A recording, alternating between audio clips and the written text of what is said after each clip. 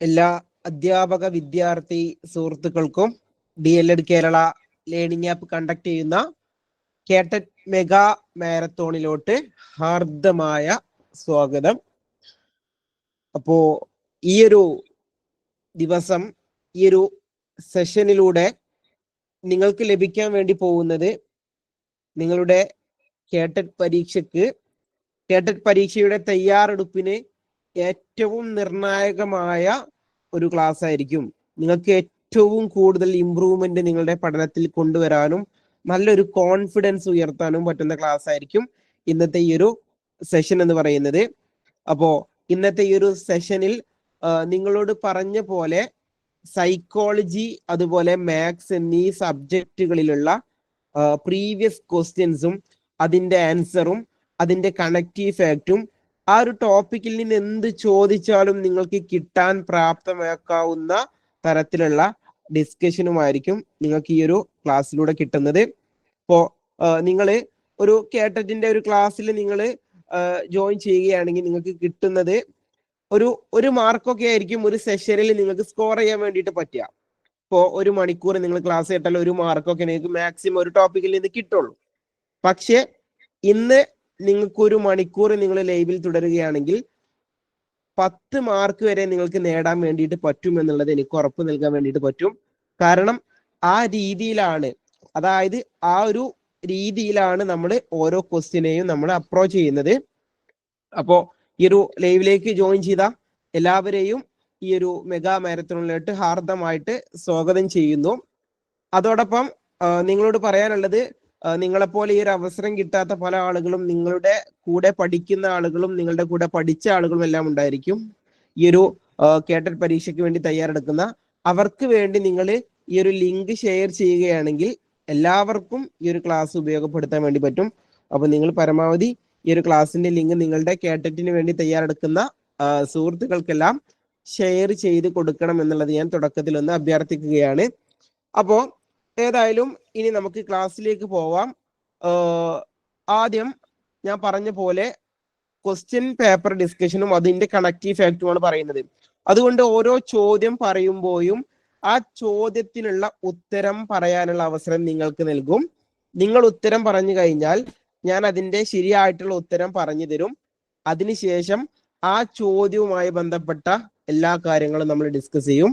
നിങ്ങൾ ഇതെല്ലാം സമയബന്ധിതമായിട്ട് നിങ്ങൾ നോട്ട് ചെയ്തെടുക്കണം. എന്നിരുന്നാലേ നിങ്ങൾക്ക് അതുകൊണ്ട് ഉപകാരം ഉണ്ടാവുള്ളൂ. അതുകൊണ്ട് നിങ്ങൾ കൃത്യമായിട്ട് നോട്ട് ചെയ്യാം. ഓക്കെ, അപ്പോ ഏതായാലും നമുക്ക് എന്ത് ചെയ്യാം, ഒന്നാമത്തെ ചോദ്യത്തിലേക്ക് പോവാം. ഒന്നാമത്തെ ചോദ്യം ഇതാണ്: സ്ത്രീകൾ പൊതുവെ ശാരീരിക ക്ഷമത കുറഞ്ഞവരാണ്. ഈ പ്രസ്താവന എന്തിനെ സൂചിപ്പിക്കുന്നു? സ്ത്രീകൾ പൊതുവെ ശാരീരിക ക്ഷമത കുറഞ്ഞവരാണ്. ഈ പ്രസ്താവന എന്തിനെ സൂചിപ്പിക്കുന്നു? ലിംഗവിവേചനം, ലിംഗഭേദം, ലിംഗസ്ഥിര രൂപം, ലിംഗ സമത്വം. ഏതാണ് ഉത്തരം?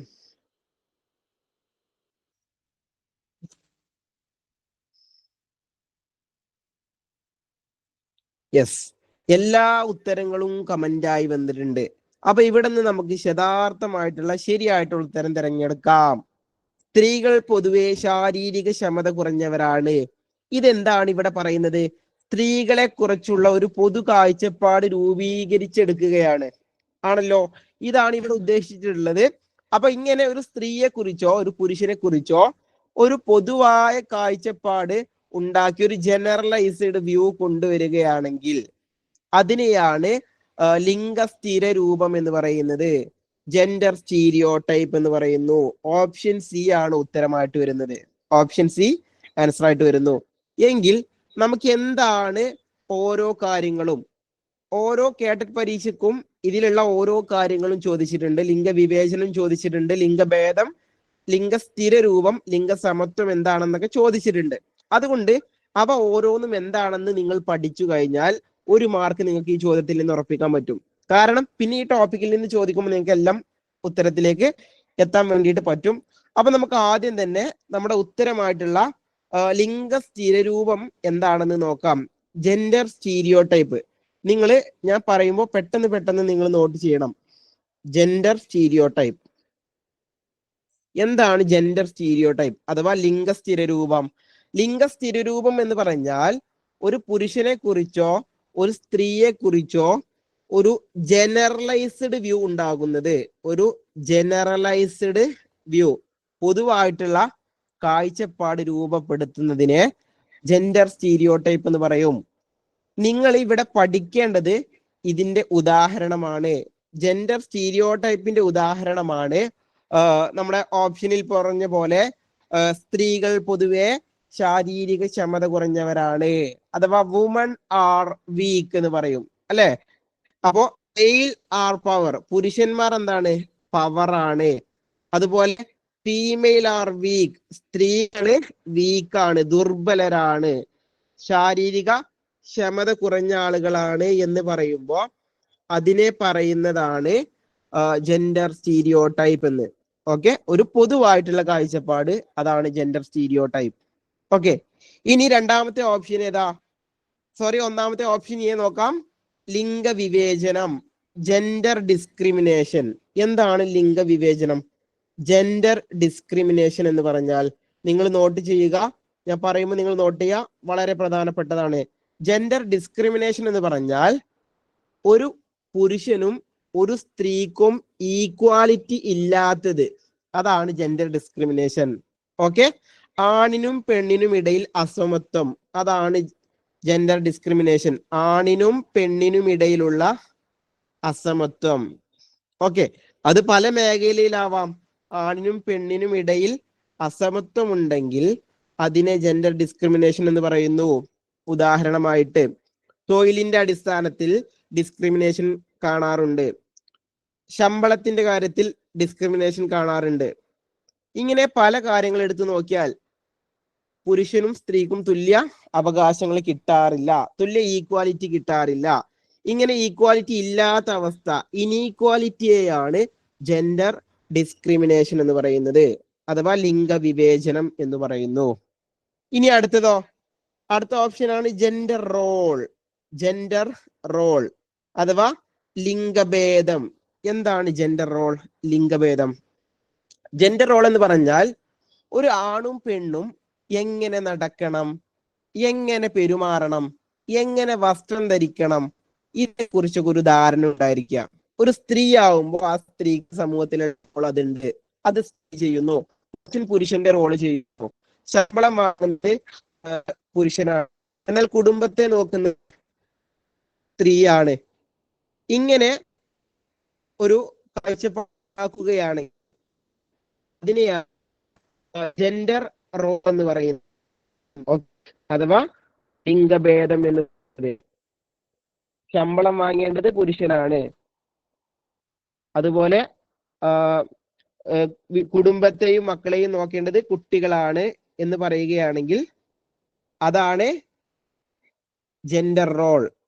ഓക്കെ, അഥവാ ഒരു സമൂഹത്തിൽ ഒരു പുരുഷൻ എന്താവണം, ഒരു പെണ്ണെന്താവണം എന്നുള്ള കാഴ്ചപ്പാട്. ഓക്കെ, അതായത് ഒരു പുരുഷനാണ് കുടുംബത്തിൽ സാമ്പത്തിക ഭദ്രത ഉറപ്പിക്കേണ്ടത്, സ്ത്രീയാണ് കുടുംബത്തിലുള്ള കുട്ടികളെ നോക്കേണ്ടത്. ഇതാണ് ജെൻഡർ റോൾ എന്ന് പറയുന്നത്. ഓക്കെയാണ്. ഇനി അവസാനത്തത് എന്താണ്? Gender equality.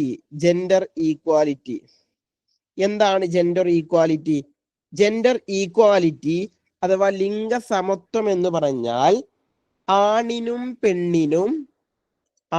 പെണ്ണിനും തുല്യ അവസരം.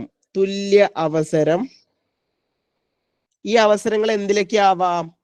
അതുപോലെ തന്നെ തുല്യ അവസരം മാത്രമല്ല, തുല്യ അവകാശം, തുല്യ ഉത്തരവാദിത്തം. ഇതാണ് ജെൻഡർ ഈക്വാലിറ്റി. ഒരു ആണിനും പെണ്ണിനും ഇടയിൽ തുല്യ അവസരങ്ങൾ ലഭിക്കുന്നു, തുല്യ അവകാശങ്ങൾ ലഭിക്കുന്നു, തുല്യ ഉത്തരവാദിത്തങ്ങൾ ലഭിക്കുന്നു. ഇത് പല കാര്യങ്ങളിലാവാം. സാമൂഹികമായിട്ടുള്ളത്, സാമ്പത്തികമായിട്ടുള്ളത്, അതുപോലെ തന്നെ തൊഴിൽപരമായിട്ടുള്ളത്. ഈ ഏത് മേഖലകൾ എടുത്താലും ഇതിലെല്ലാം തുല്യമായിട്ടുള്ള അവസരങ്ങൾ ലഭിക്കുന്നു, തുല്യമായിട്ടുള്ള അവകാശങ്ങൾ ലഭിക്കുന്നു, തുല്യമായിട്ടുള്ള ഉത്തരവാദിത്തങ്ങൾ ലഭിക്കുന്നു എങ്കിൽ അതാണ് ജെൻഡർ ഈക്വാലിറ്റി. ആണിനും പെണ്ണിനും ഇടയിലുള്ള സമത്വം, അതാണ് ലിംഗസമത്വം എന്ന് പറയുന്നത്. ഇതാണ് നമ്മുടെ ഈ ഒരു ഒന്നാമത്തെ ചോദ്യവുമായി ബന്ധപ്പെട്ട് നിങ്ങൾ പഠിക്കാനുള്ളത്. ഓക്കെ, ഇപ്പോ ഒന്നാമത്തെ ചോദ്യം എന്ന് പറയുന്നത് എന്ത് ചെയ്തു, അതിന്റെ എല്ലാ ഫാക്ടറും നമ്മൾ പറഞ്ഞു. ഇതോടുകൂടി നിങ്ങൾക്ക് എന്ത് ചെയ്യാം, ഈ ഒരു ടോപ്പിക്കിൽ നിന്ന് 1 മാർക്ക് ഉറപ്പിക്കാൻ വേണ്ടിയിട്ട് പറ്റും. പക്ഷേ നിങ്ങൾ ഈ പറയുന്ന കാര്യങ്ങൾ നോട്ട് ചെയ്തെടുത്ത് പഠിക്കണം. ഓക്കെ, ഈ രീതിയിൽ നിങ്ങൾ ചോദ്യപേപ്പർ പഠിച്ചോ, നിങ്ങൾക്ക് കേട്ടിട്ട് കിട്ടിയിരിക്കും. ഇനി നമുക്ക് രണ്ടാമത്തെ ചോദ്യത്തിലേക്ക് പോവാം. രണ്ടാമത്തെ ചോദ്യം ഇതാണ്: ആശയങ്ങൾ സ്വായത്തമാക്കലാണ് പഠനം. പഠനത്തിന്റെ അടിസ്ഥാനം ആശയ രൂപീകരണമാണ്. പഠനം ഒരു സാമൂഹ്യ പ്രക്രിയയാണ് എന്നീ ആശയങ്ങൾ മുന്നോട്ട് വെച്ച മനഃശാസ്ത്രജ്ഞൻ ആരാണ്? ആശയങ്ങൾ സ്വായത്തമാക്കലാണ് പഠനം. പഠനത്തിന്റെ അടിസ്ഥാനം ആശയ രൂപീകരണമാണ്. പഠനം ഒരു സാമൂഹ്യ പ്രക്രിയയാണ് എന്നീ ആശയങ്ങൾ പറഞ്ഞ മനഃശാസ്ത്രജ്ഞൻ ആരാണ് എന്ന് ചോദിച്ചാൽ ആരാണ്?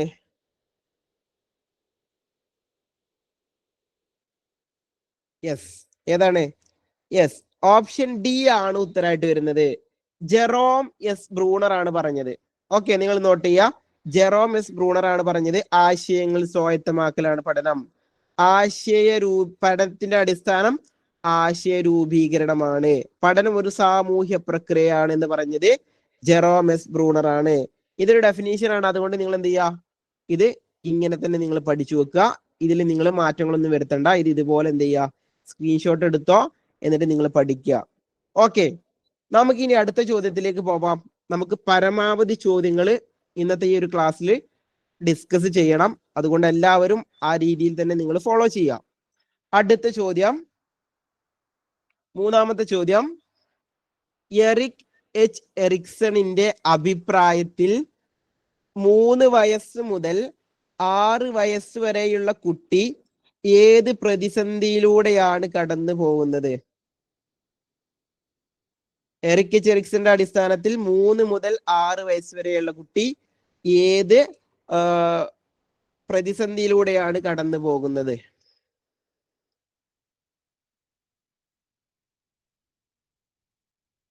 Yes, very good, very good. എല്ലാവരും കറക്റ്റ് ആയിട്ട് പറയുന്നുണ്ട്. ഏതാണ്? ഓപ്ഷൻ എ, മുൻകൈയെടുക്കൽ കുറ്റബോധം. ഇനീഷ്യേറ്റീവ് വൈസസ് ഗിൽറ്റ് ആണ് ഉത്തരമായിട്ട് വരുന്നത്. ഓപ്ഷൻ എ, മുൻകൈയെടുക്കൽ കുറ്റബോധം. ഇനി ഞാൻ ചോദിക്കട്ടെ, എറിക് എച്ച് എറിക്സൺ ഒരു കുട്ടിയുടെ വികാസങ്ങളെ കുറിച്ച് പറയുന്നുണ്ട്. എത്ര ഘട്ടങ്ങളായിട്ടാണ് അദ്ദേഹം പറഞ്ഞത്? ഇതൊരു പ്രീവിയസ് ക്വസ്റ്റ്യൻ ആണ്. എത്ര ഘട്ടങ്ങളായിരുന്നു? യെസ്, എറിക്സണിന്റെ വികാസത്തിൽ 8 ഘട്ടങ്ങളുണ്ട്. ഈ 8 ഘട്ടങ്ങൾ 8 ജീവിത പ്രതിസന്ധി ഘട്ടങ്ങൾ എന്നാണ് അദ്ദേഹം വിളിച്ചത്. 8 പ്രതിസന്ധി ഘട്ടങ്ങൾ. ഓരോ പ്രായത്തിലും കുട്ടികൾക്ക് വിവിധ പ്രതിസന്ധികൾ ഉണ്ടായിരിക്കും. ഈ പ്രതിസന്ധികളെ തരണം ചെയ്തുകൊണ്ടാണ് കുട്ടികളിൽ വികാസം സംഭവിക്കുന്നത് എന്നാണ് എറിക്സൺ പറയുന്നത്. ഓക്കെ, ഇനി നമുക്ക് എന്ത് ചെയ്യാം, തന്നിട്ടുള്ള ചോദ്യത്തിലുള്ള ഘട്ടങ്ങളും അവയുടെ പ്രായവും നോക്കാം. കാരണം എന്താ, നമ്മളോട് ഈ ചോദ്യത്തിൽ ചോദിച്ചത് 3 വയസ്സ് മുതൽ 6 വയസ്സ് വരെയുള്ള കുട്ടികളുടെ പ്രായം എത്രയാണെന്നുള്ളതാണ്. അപ്പോ തന്നിട്ടുള്ളത് ചോദ്യത്തിൽ തന്നെ ഉണ്ട്, മുൻകൈ എടുക്കൽ കുറ്റബോധം 3 മുതൽ 6 വയസ്സ് വരെ. 3 മുതൽ 6 വയസ്സ് വരെയാണ് മുൻകൈ എടുക്കൽ കുറ്റബോധം. എങ്കിൽ ഞാൻ ചോദിക്കട്ടെ, സ്വാശ്രയത്വം വൈസസ് ജാള്യത എത്രയാണ് അതിന്റെ കാലഘട്ടം വരുന്നത്? സ്വാശ്രയത്വം വൈസസ് ജാള്യത, അവയുടെ കാലഘട്ടം, പ്രായം എന്ന് പറയുന്നത്, യെസ്, വെരി ഗുഡ്, 1 വയസ്സ് മുതൽ 3 വയസ്സ് വരെ. നിങ്ങൾ നോട്ട് ചെയ്യണം, 1 മുതൽ 3 വയസ്സ് വരെയുള്ള കാലഘട്ടത്തെ സ്വാശ്രയത്വം വൈസസ് ജാള്യത എന്ന് വിളിച്ചു. ഇനി ഊർജ്ജസ്വലത വൈസസ് അപകർഷതയാണെങ്കിൽ എത്രയാണ് പ്രായം? ഊർജ്ജസ്വലത വൈസസ് അപകർഷത, യെസ്, വെരി ഗുഡ്, 6 മുതൽ 12 വയസ്സ് വരെയാണ് ഊർജ്ജസ്വലത വൈസസ് അപകർഷത. ഇതിന് നിങ്ങൾ സ്റ്റാർ കൊടുത്തോ? ഊർജ്ജസ്വലത വൈസസ് അപകർഷത അറിയപ്പെടുന്ന പേര് പ്രാഥമിക വിദ്യാലയ കാലഘട്ടം എന്നറിയപ്പെടുന്നു. സ്കൂൾ കാലഘട്ടം എന്നറിയപ്പെടുന്നു. സ്കൂൾ കാലഘട്ടം എന്നറിയപ്പെടുന്നത് എറിക്സണിന്റെ ഏത് ഘട്ടമാണ് എന്ന് ചോദിച്ചിട്ടുണ്ട്. അപ്പൊ നിങ്ങൾ പറയണം ഊർജ്ജസ്വലത വൈസസ് അപകർഷത. ഇതാണ് സ്കൂൾ കാലഘട്ടം. സ്കൂൾ കാലഘട്ടം വളരെ പ്രധാനപ്പെട്ടതാണ്. സ്കൂൾ കാലഘട്ടം എന്നറിയപ്പെടുന്നത് ഊർജ്ജസ്വലത വൈസസ് അപകർഷത. ഓക്കെ, ഇനി അടുത്തതാണ് വിശ്വാസം വൈസസ് അവിശ്വാസം. അതിന്റെ പ്രായം എത്രയാ? വിശ്വാസം വൈസസ് അവിശ്വാസം. യെസ്, 0 to 1 ആണ് വിശ്വാസം വൈസസ് അവിശ്വാസം. ജനിച്ചു വീണ കുട്ടി എറിക്സണിന്റെ ഘട്ടത്തിൽ ഏത് ഘട്ടത്തിലാണ് വരുന്നത്? കേട്ടറ്റിന് ചോദിച്ച ചോദ്യമാണ്. ജനിച്ചു വീണ കുട്ടി എറിക്സണിന്റെ അഭിപ്രായത്തിൽ ഏത് ഘട്ടത്തിലാണ് വരുന്നത്? ഏതാ ഘട്ടം? വിശ്വാസം വൈസസ് അവിശ്വാസം, ട്രസ്റ്റ് വൈസസ്. ഓക്കെ, ഇനി എറിക്സണിന്റെ ഈ ഘട്ടവുമായി ബന്ധപ്പെട്ട് 2000 പരീക്ഷയിൽ ചോദ്യം ഉണ്ടായിരുന്നു. ചോദ്യമാണ്, നിങ്ങൾ ഉത്തരം പറയാൻ ശ്രമിക്കുക. ചോദ്യം എന്ന് പറയുന്നത്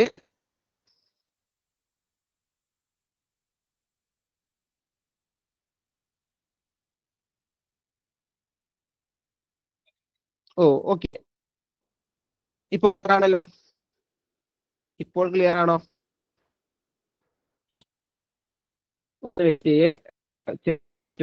ആയിരുന്നു.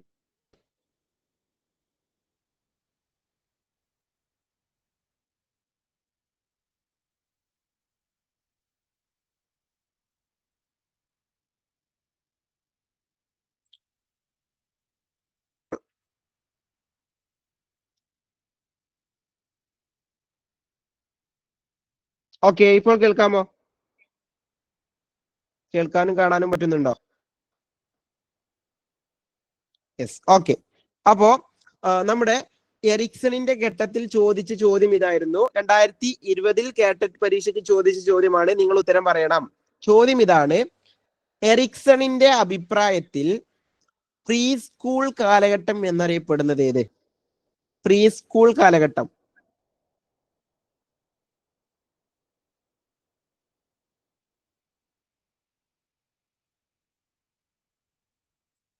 പ്രീ സ്കൂൾ കാലഘട്ടം എന്നറിയപ്പെടുന്ന ഘട്ടം. Yes, very good. ഏതാണ്? ഓപ്ഷൻ എ ആണ്.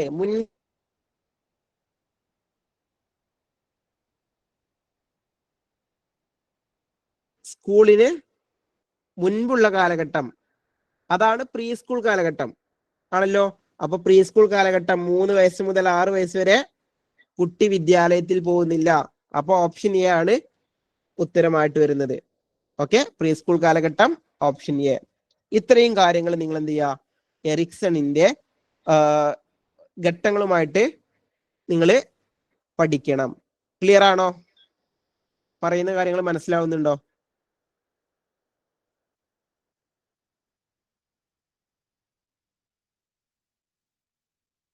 Yes, okay. എങ്കിൽ അടുത്ത ചോദ്യത്തിലോട്ട് പോവാം. അടുത്ത ചോദ്യം: പഠനത്തിൽ പിന്നോക്കം നിൽക്കുന്ന രമേശ് മറ്റുള്ളവരുടെ അംഗീകാരത്തിന് വേണ്ടി സംഗീത മത്സരത്തിൽ പങ്കെടുക്കുകയും മറ്റുള്ളവരുടെ ശ്രദ്ധ പിടിച്ചു പറ്റുകയും ചെയ്തു. രമേശിന്റെ ഈ പ്രവൃത്തി ഏത് പ്രതിരോധ തന്ത്രമാണ്? പ്രക്ഷേപണം, യുക്തീകരണം, ഉദാത്തീകരണം, അനുപൂരണം. Yes, very good, very good. ഏതാണ്? Option D, compensation. അനുപൂരണമാണ് ഉത്തരമായിട്ട് വരുന്നത്. അനുപൂരണം. അപ്പോ ഇവിടെ ചോദ്യത്തിൽ പറഞ്ഞത് പഠനത്തിൽ പിന്നോക്കം നിൽക്കുന്ന രമേശ് മറ്റുള്ളവരുടെ അംഗീകാരത്തിന് വേണ്ടി സംഗീത മത്സരത്തിൽ പങ്കെടുക്കുകയും മറ്റുള്ളവരുടെ ശ്രദ്ധ പിടിച്ചു പറ്റുകയും ചെയ്തു. രമേശിന്റെ ഈ പ്രവൃത്തി അനുപൂരണം. അപ്പൊ നിങ്ങൾ നോട്ട് ചെയ്തോ എന്താണ് അനുപൂരണം എന്ന്? നിങ്ങൾ നോട്ട് ചെയ്തോ? ഞാൻ പറയാം എന്താണ് അനുപൂരണം. അനുപൂരണം എന്ന് പറഞ്ഞാൽ ഈ പറഞ്ഞിട്ടുള്ള ചോദ്യം ഏത് ടോപ്പിക്കാണെന്നറിയോ? സമായോജന ക്രിയാതന്ത്രങ്ങൾ എന്ന് പറയുന്ന ടോപ്പിക് ഉണ്ട്. സമായോജന ക്രിയാതന്ത്രങ്ങൾ. അപ്പോ സമായോജന ക്രിയാതന്ത്രങ്ങൾ എന്ന് പറഞ്ഞാൽ ഇതാണ്: ഒരു വ്യക്തി അപസമായോജനത്തിൽ നിന്നും രക്ഷപ്പെടാൻ വേണ്ടി ചെയ്യുന്ന കാര്യങ്ങളാണ് സമായോജന ക്രിയാതന്ത്രങ്ങൾ. ഓക്കെ, അപ്പൊ ഈ സമായോജന ക്രിയാതന്ത്രങ്ങളിൽ ഉത്തരമായിട്ട് വന്ന അനുപൂരണം എന്താണെന്നാണ് പറയുന്നത്. അനുപൂരണം എന്ന് പറഞ്ഞാൽ നിങ്ങൾ നോട്ട് ചെയ്യുക: ഒരു രംഗത്തെ പരാജയം മറ്റൊരു രംഗത്ത് മറികടക്കുന്നു. ഒരു രംഗത്തെ പരാജയം മറ്റൊരു രംഗത്ത് മറികടക്കുന്നു. ഇതിനെയാണ് അനുപൂരണം എന്ന് പറയുന്നത്.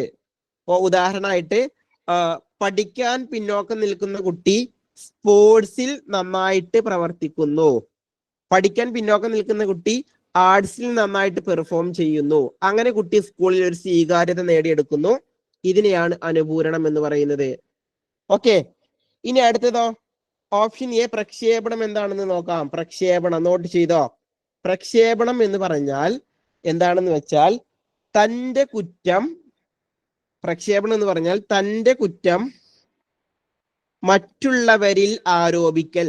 തന്റെ കുറ്റം മറ്റുള്ളവരിൽ ആരോപിക്കുന്നതാണ് പ്രക്ഷേപണം. ഉദാഹരണമായിട്ട് ഒരു പരീക്ഷയ്ക്ക് മാർക്ക് കുറഞ്ഞ കുട്ടി പരീക്ഷാ ചോദ്യപേപ്പർ തയ്യാറാക്കിയ ആളെ വിളിച്ച് തെറി പറയുന്നത് പ്രക്ഷേപണമാണ്.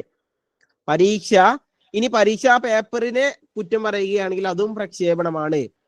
ഒരു തന്റെ പോരായ്മ മറ്റുള്ള വ്യക്തികളിലോ മറ്റുള്ള വസ്തുക്കളിലോ ആരോപിക്കുന്നതിനെ പ്രക്ഷേപണം എന്ന് പറയുന്നു.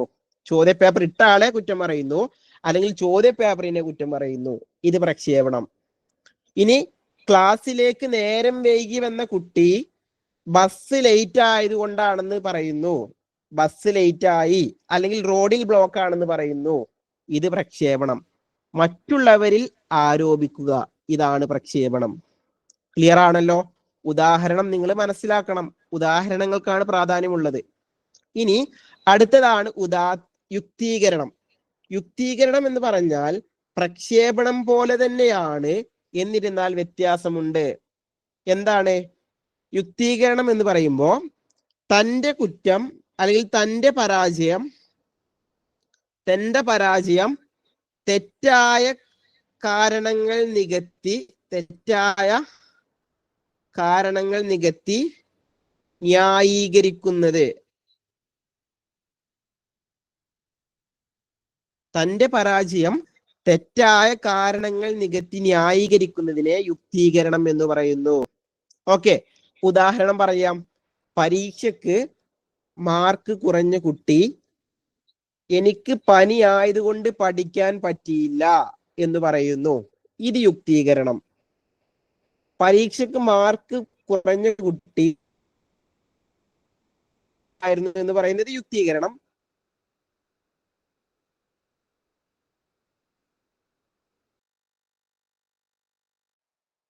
ഹോംവർക്ക് ചെയ്തില്ല എന്ന് പറയുന്നു. ഇത് യുക്തീകരണം. മനസ്സിലായോ? ഇങ്ങനെ തെറ്റായ കാരണങ്ങൾ നികത്തി അല്ലെങ്കിൽ മുടന്തൻ ന്യായങ്ങൾ നികത്തി ഒരു കാര്യം വെളുപ്പിക്കാൻ നോക്കുക. രാഷ്ട്രീയക്കാരൊക്കെ പല കാര്യങ്ങളും എന്ത് ചെയ്യാറുണ്ട്? വെള്ളപൂശ നടക്കാറുണ്ട്. ഒരു നേതാവ് എന്തെങ്കിലും കാര്യം പറയുമ്പോൾ മറ്റേ നേതാവ് പോയിട്ട് അത് അങ്ങനെയല്ല പറഞ്ഞത്, അവിടെ ഉദ്ദേശിച്ചത് ഇങ്ങനെയല്ല എന്നൊക്കെ പറയുന്നത് യുക്തീകരണം. അതായത് മുടന്തൻ ന്യായങ്ങൾ നിരത്തി ഒരു കാര്യത്തെ വളച്ചൊടിക്കുന്നു, അല്ലെങ്കിൽ ഒരു കാര്യത്തിൽ നിന്ന് രക്ഷ നേടുന്നു. ഇതിനെ യുക്തീകരണം എന്ന് പറയുന്നു. പ്രക്ഷേപണമാകുമ്പോൾ ഒന്നിൽ ആരോപിക്കുന്നു, ഒരു വസ്തുവിലോ ഒരു വ്യക്തിയിലോ. വ്യത്യാസം മനസ്സിലായിട്ടുണ്ടാവും. ഇനി അടുത്തതാണ് ഉദാത്തീകരണം. 2023 കാറ്ററ്റ് പരീക്ഷയ്ക്ക് ചോദിച്ച ചോദ്യം ഉദാത്തീകരണമായിരുന്നു. ഓർമ്മയുണ്ടോ?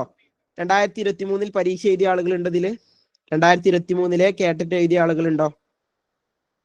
2023 കാറ്ററ്റ് പരീക്ഷയ്ക്ക് ചോദ്യത്തിന് ഉത്തരമായിട്ട് വന്നത് ഉദാത്തീകരണമായിരുന്നു.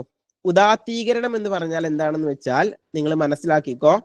ഉദാത്തീകരണം എന്ന് പറയുന്നത് സമൂഹം അംഗീകരിക്കാത്ത അല്ലെങ്കിൽ സമൂഹത്തിൽ സ്വീകാര്യതയില്ലാത്ത കാരണങ്ങളിൽ നിന്നും രക്ഷ നേടാൻ സമൂഹത്തിൽ സ്വീകാര്യതയുള്ള മറ്റൊരു പ്രവർത്തനത്തിൽ ഏർപ്പെടുന്നു. സമൂഹത്തിൽ സ്വീകാര്യതയില്ലാത്ത ഒരു പ്രവർത്തനത്തിൽ നിന്നും രക്ഷ നേടാൻ സമൂഹത്തിൽ സ്വീകാര്യതയുള്ള മറ്റൊരു പ്രവർത്തനത്തിൽ ഏർപ്പെടുന്നു. ഇതാണ് ഉദാത്തീകരണം. ഞാൻ ഉദാഹരണം പറഞ്ഞുതരാം, അതായിരിക്കും നിങ്ങൾക്ക് ഏറ്റവും ലളിതമായിട്ടുള്ളത്.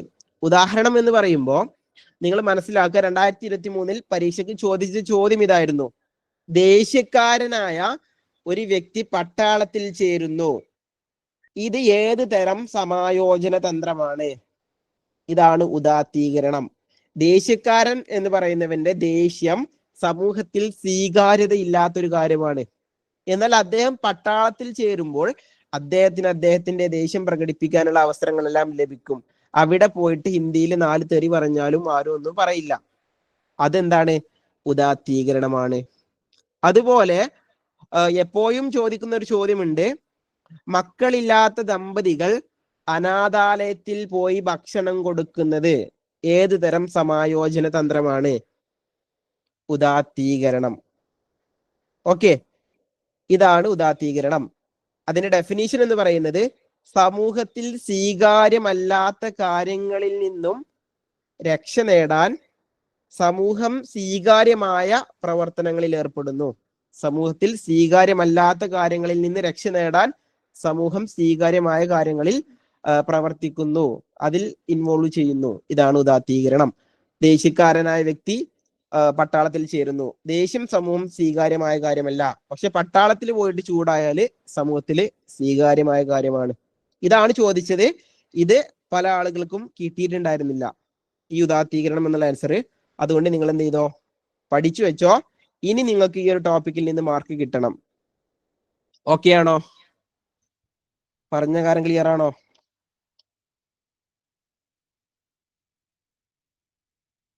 ഓക്കെ, ഇനി അടുത്ത ചോദ്യം നോക്കാം. 5 ചോദ്യം കംപ്ലീറ്റ് ആയാൽ അടുത്ത 5 ചോദ്യം എന്ന് പറയുന്നത് മാത്സ് ആയിരിക്കും. അത് കഴിഞ്ഞാൽ വീണ്ടും 5 ചോദ്യം സൈക്കോളജി. ഇങ്ങനെയാണ് നമ്മൾ പോകുന്നത്, ആൾട്ടർനേറ്റീവ് ആയിട്ട് മാത്സ് സൈക്കോളജി. അപ്പോ അടുത്ത ചോദ്യം നോക്കാം.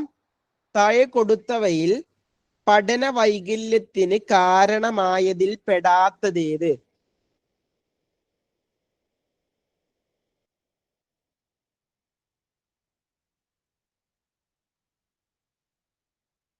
താഴെ കൊടുത്തവയിൽ പഠന വൈകല്യത്തിന് കാരണമായതിൽ പെടാത്തത് ഏത് എന്നുള്ളതാണ് ചോദ്യം. യെസ്, ഏതാണ് പഠന വൈകല്യത്തിന് കാരണമല്ലാത്തത്? ഓപ്ഷൻ ഡി ആണ് ഉത്തരമായിട്ട് വരുന്നത്. ഏതാണ്? ഇവയൊന്നുമല്ല. കാരണം പഠന വൈകല്യത്തിന് പാരമ്പര്യ ഘടകങ്ങൾ പ്രശ്നമാവാം. കാരണം എന്താ? ബുദ്ധി എന്ന് പറയുന്നത് പാരമ്പര്യമായിട്ട് കിട്ടാറുണ്ട്, അല്ലെ? അപ്പൊ അച്ഛന്റെ ബുദ്ധിയാണ് അവനുള്ളത്, അമ്മയുടെ ബുദ്ധിയാണ് അവനുള്ളത് എന്നൊക്കെ പറയാറുണ്ട്. അപ്പൊ ബുദ്ധി പാരമ്പര്യമായിട്ട് കിട്ടുന്ന ഒന്നാണ്. അതുകൊണ്ട് ബുദ്ധി എന്ത് ചെയ്യുന്നുണ്ട്? പഠന വൈകല്യത്തിന് കാരണമായേക്കാം. അതുകൊണ്ട് അതെന്തായാലും ഉത്തരമായിട്ട് വരും, അതായത് കാരണമാവുന്നുണ്ട്. അപ്പൊ കാരണമായതിൽ പെടാത്തതിൽ ഉത്തരമായിട്ട് വരില്ല. മാനസിക ഘടകങ്ങള് പഠന വൈകല്യത്തിന് കാരണമായേക്കാം. ഒരു കുട്ടിയുടെ മാനസിക അവസ്ഥ, കുട്ടി നല്ല ടെൻഷൻ അടിച്ചിരിക്കുകയാണ്, കുട്ടി പഠിച്ചാൽ കുട്ടിക്ക് പഠിയില്ല. അല്ലെങ്കിൽ കുട്ടിക്ക് വേറെ എന്തെങ്കിലും മാനസിക സമ്മർദ്ദങ്ങൾ ഉണ്ട്, പുറത്തു നിന്നുള്ള പ്രഷർ കുട്ടിയിൽ വരുന്നുണ്ട്, കുട്ടിക്ക് പഠിക്കാൻ കഴിയില്ല, പഠന വൈകല്യത്തിന് കാരണമായേക്കാം. അതുകൊണ്ട് ഇതും എന്ത് ചെയ്യുന്നുണ്ട്? കുട്ടിയുടെ പഠനത്തിൽ വൈകല്യത്തിന് കാരണമായേക്കാം. അടുത്തത് പാരിസ്ഥിതിക ഘടകങ്ങൾ. പാരിസ്ഥിതിക ഘടകങ്ങൾ എന്ന് പറയുമ്പോൾ പാരിസ്ഥിതിക ഘടകങ്ങളായിട്ടുള്ള കുട്ടിയുടെ ചുറ്റുപാട്, പഠനാന്തരീക്ഷം, അത് പാരിസ്ഥിതിക ഘടകമാണ്. കുട്ടിക്ക് നല്ലൊരു പഠനാന്തരീക്ഷം കിട്ടിയിട്ടില്ലെങ്കിൽ കുട്ടിയുടെ പഠന വൈകല്യത്തിന് കാരണമായേക്കാം. അതുകൊണ്ട് ഇതെന്താണ്? ഉത്തരമായിട്ട് വരുന്നത് ഏതാ? ഓപ്ഷൻ ഡി ആണ്, ഇവയൊന്നുമല്ല. ബാക്കി എയും ബിയും സിയും ഇതിന് കാരണമാവുന്ന കാര്യങ്ങളാണ്. അപ്പൊ ഓപ്ഷൻ ഡി ആണ് ഉത്തരമായിട്ട് വരുന്നത്, ഇവയൊന്നുമല്ല. ഓക്കെ, അപ്പോ 5 ചോദ്യങ്ങൾ പൂർത്തിയായി. ഇനി അടുത്തത് 5 പറയാനുള്ളത് മാത്സിന്റെ ക്വസ്റ്റ്യൻസ് ആണ്. അപ്പൊ ഇനി നിങ്ങൾ എന്ത് ചെയ്യാ? മാത്സ് ആണ് നോട്ട് ചെയ്യേണ്ടത്. അത് കഴിഞ്ഞാൽ വീണ്ടും നമ്മൾ സൈക്കോളജിയിലോട്ട് തന്നെ വരും. ഓക്കെ, അപ്പൊ ഞാൻ ഒരു കാര്യം ചോദിക്കട്ടെ. ഞാൻ ചോദിക്കുന്ന കാര്യങ്ങൾ, പറയുന്ന കാര്യങ്ങൾ ക്ലിയർ ആയിട്ട് മനസ്സിലാവുന്നുണ്ടോ? ഒന്ന് പറഞ്ഞേ.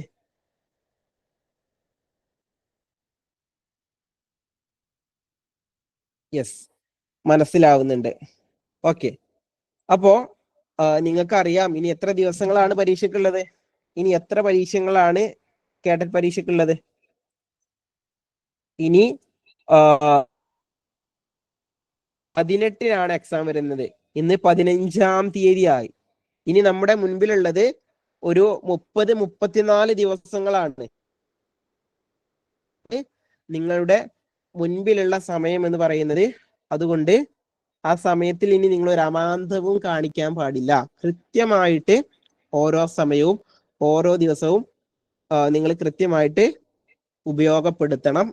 എന്നാൽ നിങ്ങൾക്ക് തീർച്ചയായിട്ടും വിജയത്തിലേക്ക് എത്താൻ വേണ്ടിയിട്ട് പറ്റുമെന്നുള്ളതാണ്. അതോടൊപ്പം തന്നെ 30 ദിവസം ഇനി നിങ്ങൾ ഒരു റാങ്ക് ഫയൽ വാങ്ങിക്കൊണ്ട് നിങ്ങൾ തുടക്കം മുതൽ വായിക്കാൻ നിൽക്കരുത് എന്നാണ് എനിക്ക് നിങ്ങളോട് സാങ്കല്പികമായി ഉണർത്താനുള്ളത്. കാരണം നിങ്ങൾ റാങ്ക് ഫയൽ എടുത്ത് വായിക്കുകയാണെങ്കിൽ നിങ്ങൾക്ക് അതിൽ ഒരു വിഷയം പോലും 30 ദിവസം കൊണ്ട് കംപ്ലീറ്റ് ചെയ്യാൻ വേണ്ടിയിട്ട് പറ്റില്ല. അതുകൊണ്ട് ആ രീതിയിലുള്ള പഠനത്തിന് ഇനി സാധ്യതയില്ല. ഇനി നിങ്ങൾക്ക് പഠിക്കാൻ ഏറ്റവും നല്ല മാർഗം എന്ന് പറയുന്നത് നമ്മളിപ്പോ ചെയ്യുന്ന ഈ ഒരു രീതിയാണ്, ക്വസ്റ്റ്യൻ പേപ്പർ ഡിസ്കഷൻ. ആ ക്വസ്റ്റ്യൻ പേപ്പർ ഡിസ്കഷൻ എന്ന് പറയുന്നത് വെറുതെ നിങ്ങൾ ഡിസ്കസ് ചെയ്യുക, അല്ലെങ്കിൽ നിങ്ങൾ ക്വസ്റ്റ്യൻ പേപ്പറിന്റെ പുസ്തകവും നിങ്ങൾക്ക് വാങ്ങാൻ വേണ്ടി കിട്ടും, പ്രീവിയസ് ക്വസ്റ്റ്യൻസ് പുസ്തകങ്ങൾ. അതിൽ ചോദ്യവും ഉണ്ടായിരിക്കും, ഉത്തരവും ഉണ്ടായിരിക്കും. ഉത്തരം ABCD എന്നിങ്ങനെ കൊടുത്തിട്ട് ഉത്തരം മാത്രം കൊടുത്തിട്ടുണ്ടാവും. അത് വായിച്ചാൽ നിങ്ങൾക്ക് കുറച്ച് കാര്യങ്ങളൊക്കെ കിട്ടും. അതായത് ഒരു 150 മാർക്കിന്റെ പരീക്ഷയ്ക്ക് ഒരു 30 മാർക്കൊക്കെ നിങ്ങൾക്ക് എന്ത് ചെയ്യാൻ പറ്റും, അല്ലെങ്കിൽ ഒരു 40 മാർക്കൊക്കെ നിങ്ങൾക്ക് അങ്ങനെ ചോദ്യം വായിച്ചാൽ തന്നെ നേടിയെടുക്കാൻ വേണ്ടിയിട്ട് പറ്റും. പക്ഷെ 150 മാർക്കിൽ 100 മാർക്കിന് പുറത്ത് നിങ്ങൾക്ക് നേടിയെടുക്കാൻ പറ്റുന്ന രീതിയാണ് ഞാനിപ്പോ പറയുന്ന രീതി. അതായത് നിങ്ങൾ എന്ത് ചെയ്യുക, ക്വസ്റ്റ്യൻ പേപ്പർ എടുക്കുന്നു, എന്നിട്ട് ക്വസ്റ്റ്യൻ പേപ്പർ എടുത്ത് അതിലുള്ള ഓരോ ചോദ്യത്തിന്റെയും എല്ലാ ഓപ്ഷൻസും നിങ്ങൾ പഠിക്കുക. അപ്പോ നിങ്ങൾ ഉത്തരമായിട്ട് നമ്മൾ ഇവിടെ മുകളിൽ വന്നത് എന്തായിരുന്നു, അനുപൂരണമായിരുന്നു വന്നത്.